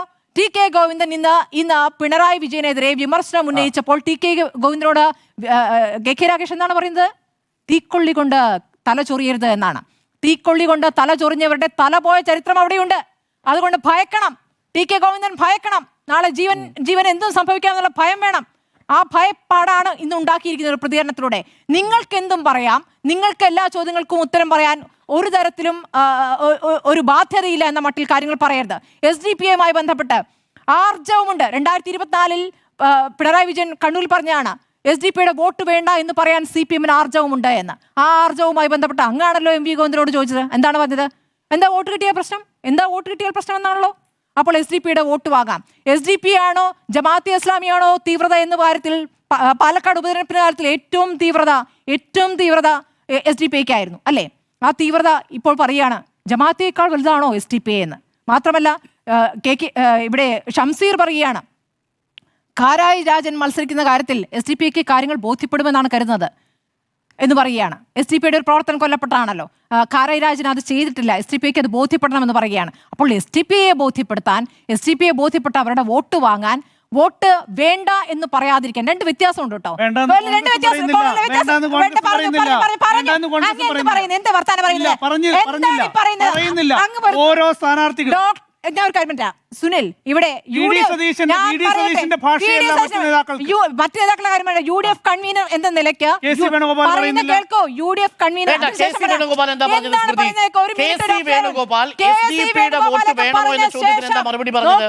KC വേണുഗോപാലൊക്കെ പറഞ്ഞ ശേഷം പാർട്ടിയിൽ ആലോചിച്ചു, മുന്നണിയിൽ ആലോചിച്ച് ഞാൻ UDF കൺവീനറുടെ വാചകമാണ് പറയുന്നത്.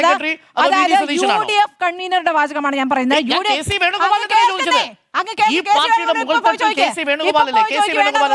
ഇപ്പൊ പോയി ചോദിക്ക് വേണ്ടെന്ന് പറയും. കാരണം UDF യോഗം ചേർന്ന ശേഷം കുഞ്ഞാലിക്കുട്ടിയുമായി ആലോചിച്ച ശേഷമാണ് ഡ്രാഫ്റ്റ് ചെയ്ത തീരുമാനം. കേട്ടല്ലോ, ഡ്രാഫ്റ്റ് ചെയ്ത തീരുമാനമാണ് SDP വോട്ട് വേണ്ട എന്നുള്ളതാണ് പ്രതിപക്ഷ നേതാവ് UDF കൺവീനർ വ്യക്തമാക്കിയത്. കേട്ടോ, ഒന്ന് ഡോക്ടർ അരുൺ കേൾക്കൂ, വ്യത്യാസം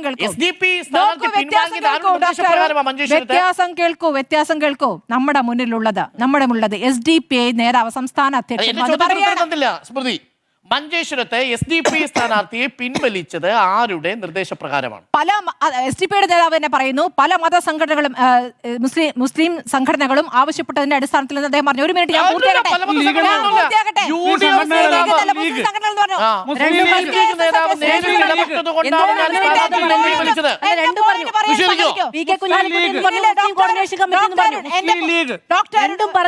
ഡോക്ടർ അരുൺ ഒരു മിനിറ്റ്, ഡോക്ടർ അരുണിന്റെ പോയിന്റ് പൂർത്തിയാക്കാൻ സമ്മതിക്കൂ.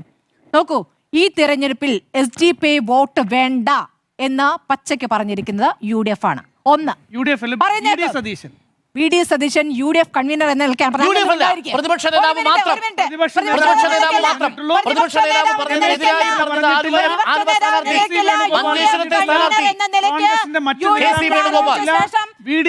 മാത്രമേ പറഞ്ഞിട്ടുള്ളൂ.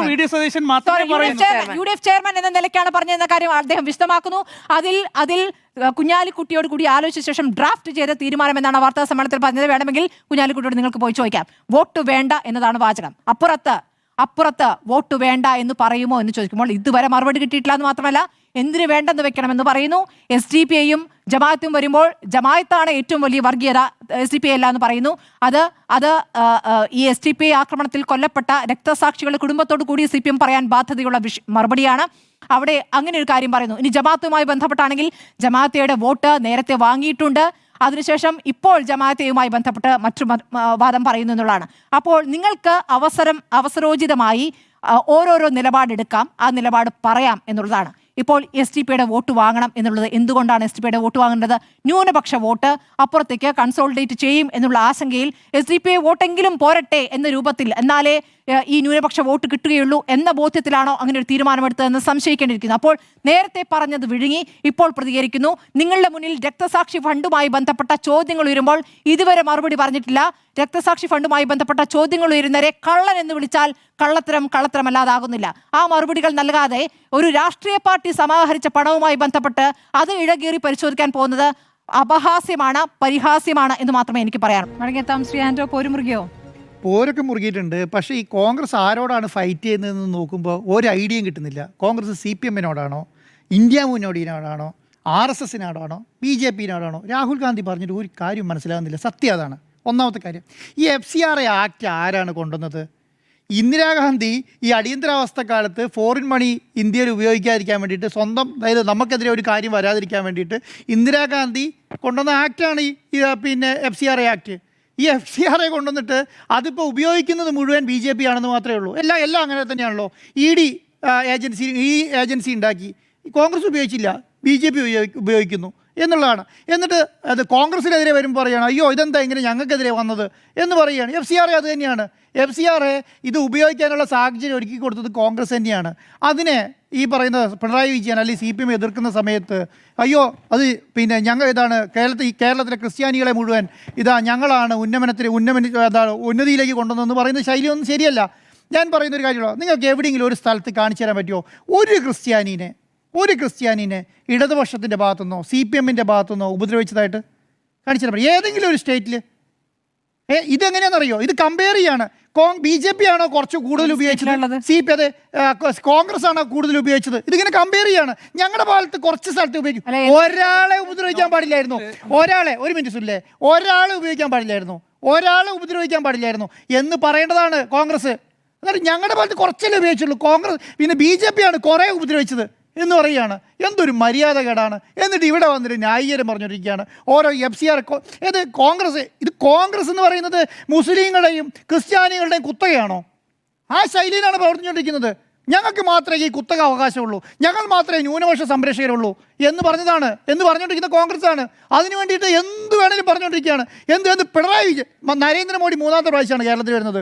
3 പ്രാവശ്യം ഈ രാഹുൽ ഗാന്ധിനെ കുറിച്ചും പിണറായി വിജയനെ കുറിച്ചും ഒരുപോലെയാണ് പറഞ്ഞുകൊണ്ടിരിക്കുന്നത്. ഇന്ത്യ മുന്നണിയാണ് രണ്ടുപേരും എന്ന് പറഞ്ഞുകൊണ്ടിരിക്കുക. കാമാന്നൊരക്ഷരം തിരിച്ചു മറുപടി പറയുന്നുണ്ടോ? കാമാന്നൊരക്ഷരം നിയമത്ത് പോലും പോകുന്നില്ല. ഏറ്റവും ഒന്നാമത് ജയിക്കാൻ പോകുന്ന മണ്ഡലം എന്ന് പറയുന്നത് നിയമമാണല്ലോ. ഈ രാഹുൽ ഗാന്ധിയും പ്രിയങ്ക ഗാന്ധി നിയമത്ത് പോയിട്ടില്ല കേട്ടോ ഇതുവരെ. കാരണം അവിടെ രാജീവ് ചന്ദ്രശേഖരനാണ് ജയിക്കാൻ പോകുന്നതെന്ന് പറഞ്ഞുകൊണ്ടിരിക്കുകയാണ്. അവരുടെ സംസ്ഥാന അധ്യക്ഷൻ നരേന്ദ്രമോദി ഇന്ന് വന്ന് പ്രസംഗം നടത്തുന്നത് നേമത്താണ്. അവിടെ രാഹുൽ ഗാന്ധിയും പ്രിയങ്ക ഗാന്ധിയും പോയിട്ടില്ല. എന്നിട്ട് പറയുകയാണ് ഞങ്ങളാണ് BJPക്കെതിരെ, ഞങ്ങളാണ് ഇന്ത്യയിൽ BJPക്കെതിരെ സമരം നടത്തിക്കൊണ്ടിരിക്കുന്നത് പറഞ്ഞുകൊണ്ടിരിക്കുകയാണ്. ഒരു മര്യാദയില്ലാത്ത സംസാരമാണ് ഈ സംസാരിച്ചുകൊണ്ടിരിക്കുന്നത്. പിന്നെ ഈ പറഞ്ഞ വയനാട് ദുരന്തവുമായി ബന്ധപ്പെട്ട കാര്യത്തിലേക്ക് വരാം. വയനാട് ദുരന്തത്തിൽ എന്താണ് സംഭവിച്ചത്? കോൺഗ്രസ് അവിടുത്തെ പാവങ്ങളെ പറ്റിച്ചു ഒറ്റയടിക്കാൻ പറഞ്ഞാൽ മതി, വേറെ ഒന്നും സംഭവിച്ചിട്ടില്ല. എന്താ ഇവരോട് ആരോടും പറഞ്ഞോ കേരളത്തിൽ അവിടെ ഫണ്ട് പിരിക്കാൻ വേണ്ടിയിട്ട് ഈ 9 ലക്ഷം രൂപ ആപ്പ് ഉണ്ടാക്കിയിട്ട് അതിൽ കൂടെ പിരിക്കണമെന്ന് കോൺഗ്രസിനോട് കേരളത്തിൽ ആരും ചെന്ന് പറഞ്ഞിരുന്നോ? കേരളത്തിൽ ആരും പറഞ്ഞിട്ടില്ലല്ലോ. ഇവർ തന്നെ സ്വന്തം തീരുമാനിക്കുകയാണ്. നിങ്ങൾ ആരും CPMൻ്റെ അക്കൗണ്ടിലേക്ക് പൈസ കൊടുക്കരുത്, ഇവരെ വിശ്വസിക്കാൻ കൊള്ളില്ല. CMDRFിലേക്ക് ഫണ്ട് കൊടുക്കരുത്, ഇവരെ വിശ്വസിക്കാൻ കൊള്ളില്ല. ഇടതുപക്ഷത്തിൻ്റെ കയ്യിൽ പൈസ കൊടുക്കരുത് പറയുന്നത് അന്നത്തെ KPC സുധാകരനാണ്. എന്നിട്ട് ഇതെല്ലാം ഞങ്ങളുടെ അക്കൗണ്ടിലേക്ക് ഇട്ടോളൂ, ഞങ്ങളൊരു അക്കൗണ്ട് ഉണ്ടാക്കിയിട്ടുണ്ട്, ആ അക്കൗണ്ടിലേക്ക് പൈസ ഇട്ടോളൂ എന്ന് പറഞ്ഞ് മേടിച്ച പൈസ എവിടെ പോയി? എവിടെ പോയി എന്ന് അറിയേണ്ടത്. ഒരു ഉദാഹരണം പറയാം. ഖത്തറിലെ പിന്നെ ഇൻഗാസും പിന്നെ അതുപോലെ തന്നെ അവിടുത്തെ സംഘടനകളെല്ലാം കോൺഗ്രസിൻ്റെ സംഘടനയെല്ലാം കൂടി പിരിച്ച് അക്കൗണ്ടിലിട്ട് പൈസ ആപ്പിലേക്ക് ഇട്ട് കൊടുത്തിട്ട് അവർ ഫേസ്ബുക്ക് പോസ്റ്റ് ഇട്ടിട്ടുണ്ട്. ഞങ്ങളാണ് ഇന്നത്തെ ദിവസത്തിൽ ഏറ്റവും കൂടുതൽ ഫണ്ട് പിരിച്ചത് എന്ന് പറഞ്ഞാൽ അവളുടെ ഈ പൈസ പൊതുജനങ്ങളിൽ നിന്ന് പിരിച്ച പൈസയാ, കോൺഗ്രസിൻ്റെ അക്കൗണ്ടിൽ നിന്ന് പിരിച്ച പൈസയൊന്നുമല്ല. ഇതിന് മറുപടി പറയേണ്ടി വരും. ഞാൻ പറയും 5.5 ഏക്കർ സ്ഥലമാണ് ഇവർ മൊത്തം വാങ്ങിയത്. അതിൽ 3.5 ഏക്കർ സ്ഥലം 3.24 ഏക്കർ സ്ഥലം രജിസ്റ്റർ ചെയ്തു. അത്രേ രജിസ്റ്റർ ചെയ്തിട്ടുള്ളൂ, അതേ വാങ്ങിയിട്ടുള്ളൂ. വാങ്ങിയിട്ടില്ല 2.18 കൂടെ വാങ്ങിയിട്ടുണ്ട്, പക്ഷേ രജിസ്റ്റർ ചെയ്തിട്ടില്ല. ആ രജിസ്റ്റർ ചെയ്യണമെങ്കിൽ ഇനി 72 ലക്ഷം രൂപ വേണമെന്ന് പറയുകയാണ് സണ്ണി ജോസഫ്. എന്തേ ഈ പറഞ്ഞ AICC അക്കൗണ്ടിൽ പൈസ ഉണ്ടായിരുന്നില്ലേ? ഈ അക്കൗണ്ടിൽ പൈസ ഉണ്ടായിരുന്നില്ലേ? ഇവർക്ക് എന്തുകൊണ്ട് അത് പറയാൻ പറ്റാത്തത്? എവിടെ ആപ്പ് മുക്കി ഒരു ഡൗട്ട് വേണ്ട.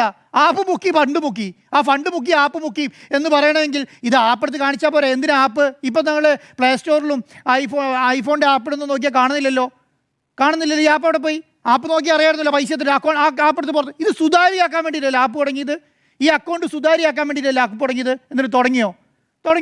എന്നിട്ട് പറയുകയാണ് ഞങ്ങളടുത്ത് പൈസ ഇല്ല, ഞങ്ങളിനി AICCൻ്റെ ഫണ്ടിന് കാത്തിരിക്കുകയാണ്. എന്തൊരു മര്യാദകേടാണ്. എത്ര നാളായി നമ്മളിത് ചർച്ച ചെയ്യുന്നു? 1-2 വർഷമല്ലാന്ന്, എത്ര നാളായി ചർച്ച ചെയ്യുന്നു? അന്ന് തുടങ്ങി പിരിവിൻ്റെ കാലം തുടങ്ങി ചർച്ച ചെയ്തുകൊണ്ടിരിക്കുകയാണ്. പണ്ട് കാലത്തും കോൺഗ്രസ് ഇങ്ങനെ തന്നെയാണ്. പ്രളയത്തിൻ്റെ കാലത്തും 1000 വീട് ഉണ്ടാക്കി കൊടുക്കാമെന്ന് പറയും. എന്നിട്ട് 1000 പറ്റത്തില്ല, 500 പറയും. എന്നിട്ട് 500 ഇല്ല, 100 ഇല്ല, 1 ഇല്ല, 10 ഇല്ല. ഇത് തന്നെയാണ് അവസ്ഥ. പ്രളയത്തിൻ്റെ കാലത്താണ് പറയുന്നത്. 2019 പ്രളയത്തിൻ്റെ കാലത്ത് ഇതേ അവസ്ഥയാണ്. അന്നത്തെ KPCC പ്രസിഡന്റ് പറയുകയാണ് എന്താ പൈസയൊക്കെ ഞങ്ങളുടെ അക്കൗണ്ടിലേക്ക് ഇട്ടോ, ഞങ്ങളാണ് വീട് കൊടുത്തു 1000 വീട്. കാരണം കേരളം മുഴുവൻ ഒലിച്ചു പോയിരിക്കുകയാണ്. അതുകൊണ്ട് ഞങ്ങളുടെ അക്കൗണ്ടിലേക്ക് പൈസ ഇട്ടോ, ഞങ്ങൾ പിരിക്കും, ഞങ്ങൾ പണിത് കൊടുക്കാം എന്ന് പറയുകയാണ്. 1000 വീട്. അത് കഴിഞ്ഞിട്ട് ആ 1000 വീട് എതിരോ പോയി. ആ KPCC പ്രസിഡന്റ് തള്ളൊക്കെ കഴിഞ്ഞപ്പോൾ അടുത്ത ആൾ വന്നിട്ട് പറഞ്ഞു ഞങ്ങളിത് 1000 ഒന്നും പണിയാൻ പറ്റില്ല, കാരണം ഞങ്ങൾ കുറച്ചും കൂടെ, ഞങ്ങൾക്ക് അത്ര വലിയ സംഭവമായിട്ടില്ല, 500 ആക്കി തരാം. എന്നിട്ട് 500 പണിതില്ല, 1000 പണിതില്ല, 100 പണിതില്ല, 10 പണിതില്ല. ഇതാണ് അവസ്ഥ അന്നത്തെ കാലത്ത്. അത് കഴിഞ്ഞ് രണ്ടാമത്തെ ദുരിതം വരികയാണ്. ഇത് അതിന് മലയാളി പഠിച്ചിട്ടില്ല കേട്ടോ. കോൺഗ്രസിൻ്റെ അടുത്ത് കൊടുത്താൽ ഇത് തന്നെയാണ് അവസ്ഥ എന്നുള്ളത്. രണ്ടാമത്തെ ആപ്പുമായിട്ട് വരികയാണ്. എന്നിട്ട് പറയുകയാണ് നിങ്ങളെല്ലാവരും കൂടെ സർക്കാരിൻ്റെ അക്കൗണ്ടിലേക്ക് ഇടാം, മുഖ്യമന്ത്രി ദുരിതാശ്വാസ നിധിയിലേക്ക് ഇടണ്ട, നിങ്ങളെല്ലാവരും കൂടെ കോൺഗ്രസിൻ്റെ അക്കൗണ്ടിലേക്ക് ഇടാൻ പറഞ്ഞു. കോൺഗ്രസിൻ്റെ അക്കൗണ്ട് അതും ഈ പറയുന്ന അവസ്ഥയിലേക്ക് എത്തിക്കുക. നിങ്ങൾ ഈ പറഞ്ഞ 5.5 ഏക്കർ സ്ഥലം ഉണ്ടല്ലോ, ഈ 5.5 ഏക്കർ സ്ഥലം എന്ന് പറയുന്നത് എനിക്ക് സംശയമുണ്ട് ഈ 1,18,00,000 രൂപയാണ്. ഏറ്റവും കുറഞ്ഞ് 1,13,00,000 രൂപയായി ഒരേക്കർ സ്ഥലത്തിന്.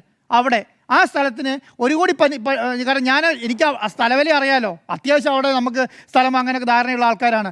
അവിടെ 1,13,00,000 രൂപ എന്ന് പറഞ്ഞാൽ അത് വിശ്വസിക്കാൻ വേണ്ടിയിട്ട് ലേശം ബുദ്ധിമുട്ടുണ്ടാകും വയനാട്ടുകാർക്ക്. ഒരു ഏക്കർ സ്ഥലത്തിന് 1,13,00,000. അതുകൊണ്ടാണ് ഈ സംശയം വരുന്നത്. ഒരാൾ കൂടുതൽ പറയുന്നു, ഒരാൾ 3 ലക്ഷം പറയുന്നു, ഒരാൾ 5 ലക്ഷം പറയുന്നു. ഇവർ തന്നെ ഉള്ളിലാണ് ഈ പറഞ്ഞുകൊണ്ടിരിക്കുന്നത്. ഒരു രാഷ്ട്രീയ പാർട്ടിയുടെ അക്കൗണ്ടിലേക്ക് കിട്ടിക്കഴിഞ്ഞാൽ ആ അക്കൗണ്ടിൽ എത്ര പൈസ ഉണ്ടെന്നുള്ള ക്ലാരിറ്റിയോടുകൂടി പറയാൻ പറ്റുമോ? ഇന്ന് ഞാൻ നോക്കുമ്പോഴല്ലോ KPCC പ്രസിഡന്റ് സണ്ണി ജോസഫ് ഉണ്ടല്ലോ ഒരു നോട്ടീസിൻ്റെ പുറകിൽ എഴുതിക്കൊണ്ടുവന്നിരിക്കുകയാണ്. ഒരു നോട്ടീസിൻ്റെ പുറകിലേ എഴുതിക്കൊണ്ടിരിക്കുക വന്നിട്ട് എന്നിട്ട് അത് നോക്കി പുള്ളി പറയുകയാണ്. അപ്പോൾ ഞാൻ വിചാരിച്ചെന്താ ഇത് നോട്ടീസ് ഇവർ അച്ചടിച്ചിറക്കിയെന്നാണ് വിചാരിച്ചത്. അങ്ങനെയല്ല, ഈ നോട്ടീസിന് പുറകിൽ എഴുതിയിട്ട് വന്നിരിക്കുകയാണ്. അത് നോക്കി വായിക്കുകയാണ് പുള്ളി. എന്നിട്ട് എവിടെയും കണക്കോ എത്തിയോ? ഞാനിത് 10 പ്രാവശ്യം ഇത് കൂട്ടി നോക്കിയിരുന്നു ഇതെങ്ങനെയും ഏതൊരു സ്ഥലത്ത് എത്തിക്കാൻ പറ്റുമെന്നുള്ളത്. അതായത് മൊത്തം 6,27,00,000 രൂപ ചിലവാകുമെന്ന് പറയുന്നു. 5,38,00,000 രൂപ ഇവർക്ക് കിട്ടിയെന്ന് പറയുന്നു. 72 ലക്ഷം രൂപ ഇനി വേണമെന്ന് പറയുന്നു. 9 ലക്ഷം. ഇതെല്ലാം കൂടി കൂട്ടി കഴിയുമ്പോൾ ഒരു എമൗണ്ട് വേണ്ടേ? ഇത് ഇനിയും സ്ഥലം രജിസ്റ്റർ ചെയ്യാൻ വേണ്ടി 73 ലക്ഷം വേണമെന്ന് പറയുകയാണ്. ഇതെങ്ങനെയാണ് യോജിക്കുന്നത്? ഇത് കൂട്ടുന്നേ ഇല്ല, മനസ്സിലാവുന്നേ ഇല്ല. ഇത് മൊത്തം പറയുന്നത് എങ്ങനെയാണെന്ന് അറിയോ? 5.5 ഏക്കർ സ്ഥലം രജിസ്റ്റർ ചെയ്ത പോലെയാണ് എമൗണ്ട് പറയുന്നത്. പറയുക എന്നിട്ട് അതിനകത്ത് 73 ലക്ഷം വേണമെന്ന് പറയുക. പക്ഷേ രജിസ്ട്രേഷൻ കഴിഞ്ഞിട്ടുമില്ല. എന്നിട്ട് ബാലൻസ് എത്രയാ? 7 ലക്ഷത്തി സംതിങ് രൂപ അക്കൗണ്ടിൽ ബാലൻസ് ഉണ്ടെന്ന് പറയുകയാണ്. ഇതെങ്ങനെ യോജിക്കണ്ടേ? ഒരു രാഷ്ട്രീയ പാർട്ടി, കോൺഗ്രസ് പോലത്തെ രാഷ്ട്രീയ പാർട്ടിയുടെ സംസ്ഥാന അധ്യക്ഷൻ വന്നിട്ട് പറയുന്ന ഒരു കാര്യമാണ് ഞാൻ പറയുന്നത്. അതുപോലും ക്ലാരിറ്റി. ഇവരുടെ അടുത്താണ് 2.5 ലക്ഷം കോടി രൂപ ടേൺ ഓവറുള്ള ഒരു സംസ്ഥാനം ഏൽപ്പിച്ചു കൊടുക്കേണ്ടത് കേട്ടോ. ഒരു വാർഷിക ബഡ്ജറ്റ് 2.5 ലക്ഷം കോടി രൂപയുള്ള ഒരു ബഡ്ജറ്റ് ഏൽപ്പിച്ചു കൊടുക്കേണ്ടത് ഇവരുടെ പൈസ പിരിച്ചെടുക്കുന്ന അല്ല.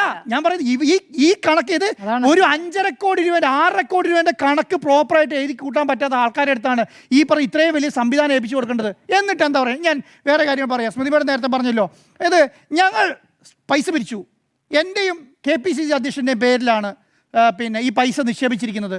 ഞങ്ങളിതാ സ്ഥലം വാങ്ങിയിരിക്കുന്നു. നിങ്ങളവിടെ കണ്ടില്ലേ? ഞങ്ങളവിടെ പണി തുടങ്ങി. നിങ്ങളവിടെ കണ്ടില്ലേ? ഞങ്ങളവിടെ പണി തുടങ്ങി. നിങ്ങൾ പോയി അന്വേഷിച്ച് അവിടെ പണി തുടങ്ങാനുള്ള പണമില്ലെന്ന് പറയുന്നത്. എന്നിട്ട് ഇന്ന് പറയാണ് വീട് പണിയാൻ ഞങ്ങളുടെ അടുത്ത് പണമില്ല. ഈ പറഞ്ഞ 2ാമത്തെ സ്ഥലം രജിസ്റ്റർ ചെയ്യാൻ പോലും പണമില്ല എന്ന് പറഞ്ഞിട്ടിരിക്കുകയാണ്. എങ്ങനെയാ പിന്നെ ഈ നുണ പറയുന്നത്? പിന്നെ എങ്ങനെയാ നുണയല്ല എന്ന് നിങ്ങൾ പറഞ്ഞിട്ട് കാര്യമുണ്ടോ? ഇത് പച്ച നുണ പറയുകയാണ്. അങ്ങനെ നിങ്ങൾ പോയി നോക്കൂ. എന്നിട്ട് ആ സ്ഥലം രജിസ്റ്റർ ചെയ്തിട്ടില്ല. ആ സ്ഥലം രജിസ്റ്റർ ഇനി 73 ലക്ഷം രൂപ വേണം. ഇങ്ങനെയുള്ളൊരു ഇത് ഇലക്ഷൻ്റെ കാലത്ത് എന്തുകൊണ്ടാണ് ചർച്ച ചെയ്യാവുന്നതെന്ന് അറിയോ? ഒരു രാഷ്ട്രീയ പാർട്ടിക്ക് ഏറ്റവും വേണ്ട സാധനം എന്താ? ക്രെഡിബിലിറ്റിയാണ് അല്ലേ? ഒരു രാഷ്ട്രീയ പാർട്ടിക്ക് ഏറ്റവും വേണ്ട സാധനം ക്രെഡിബിലിറ്റിയാണ്. ആ ക്രെഡിബിലിറ്റി ജനങ്ങളുടെ മുന്നിൽ ഊട്ടി ഉറപ്പിക്കണം. കാരണം ഞാൻ അധികാരത്തിൽ വന്നാൽ ഇന്ന കാരണങ്ങൾ ഇന്ന ഗ്യാരണ്ടികൾ നടപ്പിലാക്കും. ഈ ഗ്യാരണ്ടിയിൽ ഒരു ഗ്യാരണ്ടിയാണ് ഇത്. അതിന് മുൻപത്തെ പ്രളയത്തിലുള്ള കാര്യമായിരുന്നു 1000 വീട്. ആ ഗ്യാരണ്ടി പോയി. 2ാമത്തെ ഗ്യാരണ്ടി ഇത്. ഈ ഗ്യാരണ്ടിയൊക്കെ നടപ്പിലാക്കിയിട്ട് വേണം. ഇത് പ്രതിപക്ഷത്ത് നിന്ന് 5.5 കോടിയുടെ കാര്യം ഏൽപ്പിക്കുമ്പോൾ ഇതാണ് അവസ്ഥ.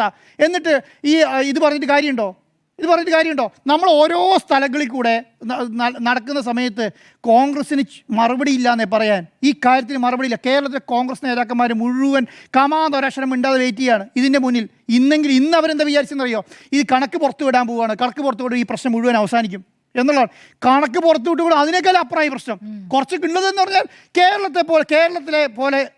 കേരളത്തിലെ ഏറ്റവും പ്രധാനപ്പെട്ട പ്രതിപക്ഷ പാർട്ടിക്ക് കേരളത്തിലെ ജനങ്ങൾ 5.5 കോടി രൂപയെ കൊടുത്തുള്ളൂ. ഇവരെ വിശ്വസിച്ച് കേരളത്തിലെ 5.5 കോടി രൂപ കൊടുത്തുള്ളൂ എന്ന് പറഞ്ഞാൽ വലിയ പ്രശ്നമാണ്. മനസ്സിലായില്ലേ? ലീഗ് പോലത്തെ വളരെ മൈനൂർ 15 സീറ്റിൽ മാത്രം ജയിക്കുന്ന, അല്ലെങ്കിൽ 22 സീറ്റിൽ മാത്രം മത്സരിക്കുന്ന ലീഗിന് 40 കോടി രൂപ കേരളത്തിലെ ജനങ്ങൾ കൊടുത്തു. കേരളത്തിലെ ജനങ്ങൾ 40 കോടി കൊടുത്തു. DYFI പോലത്തെ ഒരു പ്രസ്ഥാനം, DYFI പോലത്തെ ഒരു വിദ്യാർത്ഥി പ്രസ്ഥാനം, അല്ലെങ്കിൽ പറയാം ഒരു യുവജന പ്രസ്ഥാനം കേരളത്തിൽ 20 കോടി രൂപ കളക്ട് ചെയ്തു. കോൺഗ്രസ് പോലെ ഇന്ത്യയുടെ പ്രതിപക്ഷ പാർട്ടിക്ക് ആകെ കിട്ടിയത് 5,38,00,000 രൂപ. അതിൽ 1,05,00,000 രൂപ യൂത്ത് കോൺഗ്രസ് കൊടുത്തു. ഒന്ന് ആലോചിച്ച് നോക്കിക്കേ. ഇത് വിശ്വസിക്കണോ കേരളത്തിലെ ജനങ്ങൾ? ഇത് വിശ്വസിക്കണോ? അല്ലെങ്കിൽ ഇവരൊന്ന് പറയണം ഞങ്ങളുടെ കേരളത്തിലെ ഞങ്ങളെ അത്രേ വിശ്വസിച്ചിട്ടുള്ളൂ, അതുകൊണ്ട് ആകെ 5.5 കോടി തന്നിട്ടുള്ളൂ എന്ന് പറയണം. എന്നിട്ട് ഇന്ന് ഇവരെന്താ പറയേണ്ടത്? ഇവരുടെ കയ്യിൽ പൈസ തികഞ്ഞില്ല. ശരി, ഞങ്ങൾക്ക് 5.5 കോടി രൂപ കിട്ടിയുള്ളൂ. CPM കേന്ദ്ര കമ്മിറ്റി പിരിച്ചല്ലോ 1 കോടി സംതിങ് രൂപ, 92,99,000 രൂപ പിരിച്ചല്ലോ. അത് CPMൻ്റെ മുഖ്യമന്ത്രി ദുരിതാശ്വാസ നിധിയിലേക്ക് ഇട്ട് കൊടുത്തല്ലോ. എന്നിട്ട് പറയാം നിങ്ങൾ പണിയുന്നതിൻ്റെ കൂടെ ഈ പണം കൂടെ ഉപയോഗിച്ച് പണിയൂ, ഞങ്ങളുടെ കയ്യിൽ ഇത്രേ കിട്ടിയിട്ടുള്ളൂ. അത് പറഞ്ഞാൽ പോരെ? KPCC അക്കൗണ്ടിലുള്ള പൈസ ഈ മുഖ്യമന്ത്രി ദുരിതാശ്വാസ നിധിയിലേക്ക് ഇട്ട് കൊടുത്ത് പണിത് കൊടുത്താൽ പറഞ്ഞാൽ പോരെ? ജനങ്ങൾക്ക് ആവശ്യം എന്താ? കേരളത്തിലെ ജനങ്ങളുടെ ആവശ്യം എന്താ? കേരളത്തിലെ ജനങ്ങളുടെ ആവശ്യം എന്ന് പറഞ്ഞാൽ ഈ ദുരിതം ബാധിച്ച ജനങ്ങളുടെ ആവശ്യം എന്താ? ഈ വീട് പണിയുക എന്നുള്ളത്, അവർക്ക് വീട് ലഭിക്കുക എന്നുള്ളത് മാത്രമേ ഉള്ളൂ. ഇപ്പോൾ നിങ്ങൾ ഈ പെൺകുട്ടീൻ്റെ കാര്യം പറഞ്ഞല്ലോ, നമ്മുടെ ശ്രുതിൻ്റെ അടുത്ത് പിന്നെ അവിടുത്തെ MLA തന്നെയല്ല പറഞ്ഞത് വീട് പണിത് തരാമെന്ന്. അത് സ്പോൺസർ ഉണ്ട് ഇല്ല എന്നൊക്കെ ശരി, സ്പോൺസർ ഉണ്ട് ഇല്ല എന്ന് ഞാൻ പറയുന്നില്ല. ഇന്ന് രാവിലെ അല്ലല്ലോ ഈ പറഞ്ഞ സിദ്ദിഖ് ഇത് അറിഞ്ഞത്. പണിയാൻ പറ്റില്ല എന്ന് അത് റഫീഖ് പത്രസമ്മേളനം വിളിച്ച് പറഞ്ഞപ്പോഴല്ലല്ലോ അറിഞ്ഞത്. ആണോ അറിഞ്ഞത്? അല്ല. ഞങ്ങൾ അന്നേ പറയുന്നുണ്ട്, ഞാൻ പ്രത്യേകിച്ച് അന്ന് തുടങ്ങിയുള്ള മീറ്റ് ദ ഡീറ്റെയിൽസ് തുടങ്ങിയേ പറയുന്നുണ്ട്. എന്ത്? ഇതുപോലെയൊരു സ്ഥലം കോൺഗ്രസിന് മേടിച്ചു കൊടുക്കാൻ കഴിയില്ല. ഞാൻ റിപ്പോർട്ടർ TV പിന്നെ ജിൻഡോ ഫേസ്ബുക്ക് പോസ്റ്റ് കണ്ടു, എന്ത് റിപ്പോർട്ടർ TV കൊടുക്കാൻ പറഞ്ഞ വീട് എവിടെ എന്ന് ചോദിച്ചു. ഞാൻ പറഞ്ഞെന്താ, ഞാൻ വയനാട്ടിലെ സ്ഥലം, എൻ്റെ പേരിൽ സ്ഥലമുണ്ട്, എത്ര സ്ഥലമാണോ വേണ്ടത് വീട് പണിയാൻ, ആ സ്ഥലം സർക്കാരിലേക്ക് തരാം എന്ന് പറയും. ഞാൻ ലെറ്റർ എഴുതി സർക്കാരിൽ കൊടുത്തു. സർക്കാർ എനിക്ക് കൃത്യമായ മറുപടി വന്നു. ഏത് സ്ഥലമാണ് ഡീറ്റെയിൽ ആയി ഹാജരാക്കാൻ പറഞ്ഞു. ഞാൻ ഡീറ്റെയിൽ ആയി സ്ഥലത്തിൻ്റെ ഡോക്യുമെൻ്റ് അടക്കം തിരിച്ചാക്കി കഴിഞ്ഞിട്ട് അന്നത്തെ കളക്ടർ, അവിടുത്തെ റവന്യൂ വകുപ്പ് എല്ലാം വന്ന് സ്ഥലം വെരിഫൈ ചെയ്തിട്ട് പറഞ്ഞു ഇതിനേക്കാളും കുറച്ചും കൂടെ നല്ല സ്ഥലമാണ് ഞങ്ങൾ തിരയുന്നത്. മനസ്സിലായോ? അതിനുശേഷം നമ്മുടെ സ്ഥലം നോക്കിയതിന് ശേഷമാണ് ഈ സ്ഥലം എടുത്തത്.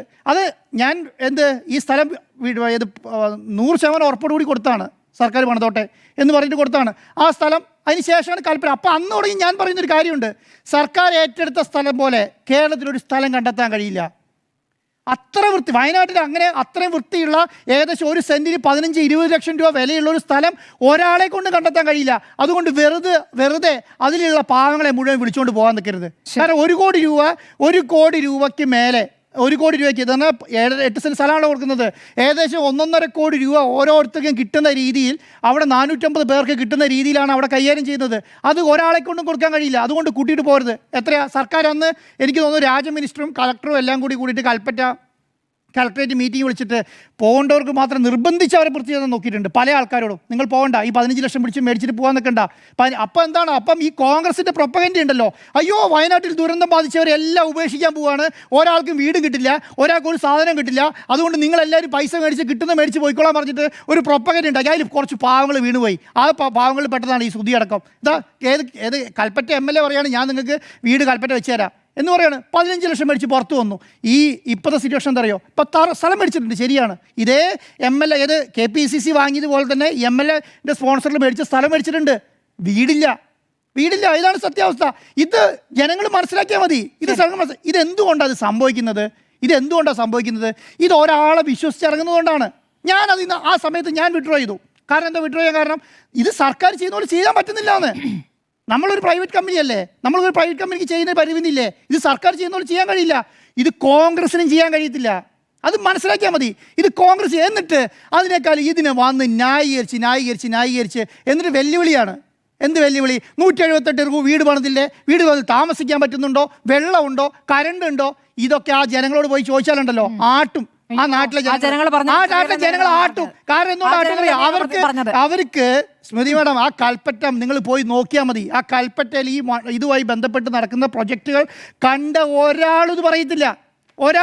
നിങ്ങൾ ഈ സിദ്ദിഖ് പറയില്ലല്ലോ, കൽപ്പറ്റയുടെ MLA സിദ്ദിഖ് ഈ പറഞ്ഞ സ്ഥലത്തെ കുറിച്ച് അഭിപ്രായ വ്യത്യാസം പറയില്ല. എനിക്ക് ഉറപ്പുണ്ട്.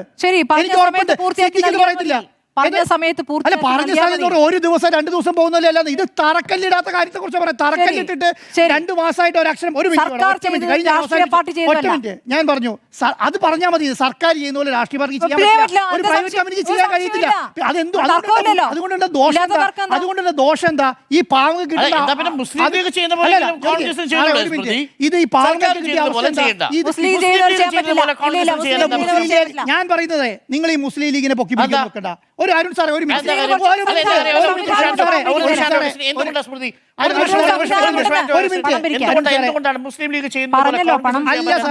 മിനിറ്റ്. ഈ മുസ്ലിം ലീഗിനെ നിങ്ങൾ അധികം പൊക്കി പിടിക്കാൻ നിൽക്കണ്ട.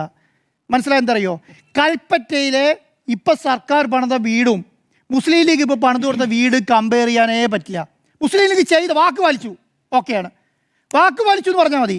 ഞങ്ങൾ പറഞ്ഞ സ്ഥലവും ഞങ്ങൾ പറഞ്ഞ വീടും ഞങ്ങൾ കൊടുക്കുമെന്ന് പറഞ്ഞു, ഞങ്ങൾ കൊടുത്തു എന്നുള്ളത് വാക്ക് പാലിച്ചു, അത് ശരിയാണ്. പക്ഷെ കൽപ്പറ്റയിൽ സർക്കാർ പണിത വീടും മുസ്ലിം ലീഗ് പണിത വീടും തമ്മിൽ കമ്പയർ ചെയ്യാനേ പറ്റില്ല. ആ സ്ഥലത്തിന്റെ വാല്യൂ, അതെ, ആ കമ്പയർ ചെയ്യാൻ പറ്റില്ല, ആ വില. പക്ഷെ എന്താണ് സംഭവിക്കുന്നത്, ഇവിടെ കിട്ടാനുള്ള സാഹചര്യം നഷ്ടപ്പെടുത്തിയെന്നേ. ഒരു പാവപ്പെട്ട ഈ എന്താണ് ദുരിതം മുഴുവൻ എന്താണ് അനുഭവിച്ച സാധാരണക്കാരായ ജനങ്ങൾക്ക് കിട്ടാനുള്ള അവസരം കോൺഗ്രസ് നഷ്ടപ്പെടുത്തി. അത്രയേ ഉള്ളൂ. അതാണല്ലോ ഈ ജനങ്ങൾ മുഴുവൻ ചോദിച്ചുകൊണ്ടിരിക്കുന്നത്. അല്ലാതെ കോൺഗ്രസ് വീട് വെച്ച് കൊടുത്തില്ല, കോൺഗ്രസ് വീട് വെച്ച് കൊടുക്കില്ല എന്ന് നേരത്തെ മുൻപേ അറിയാം.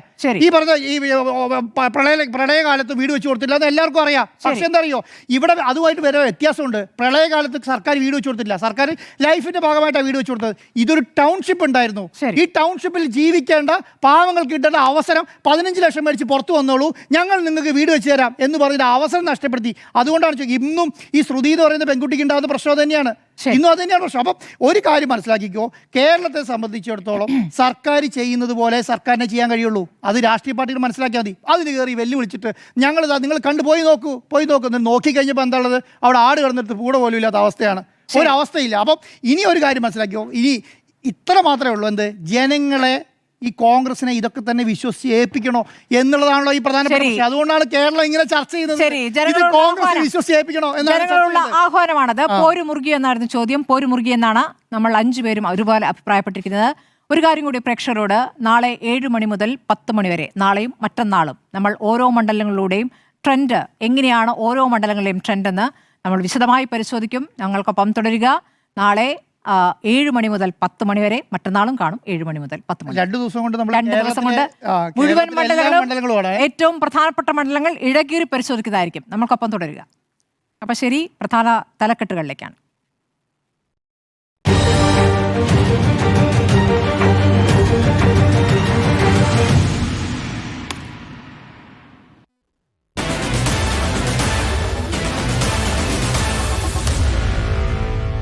Meet the editors.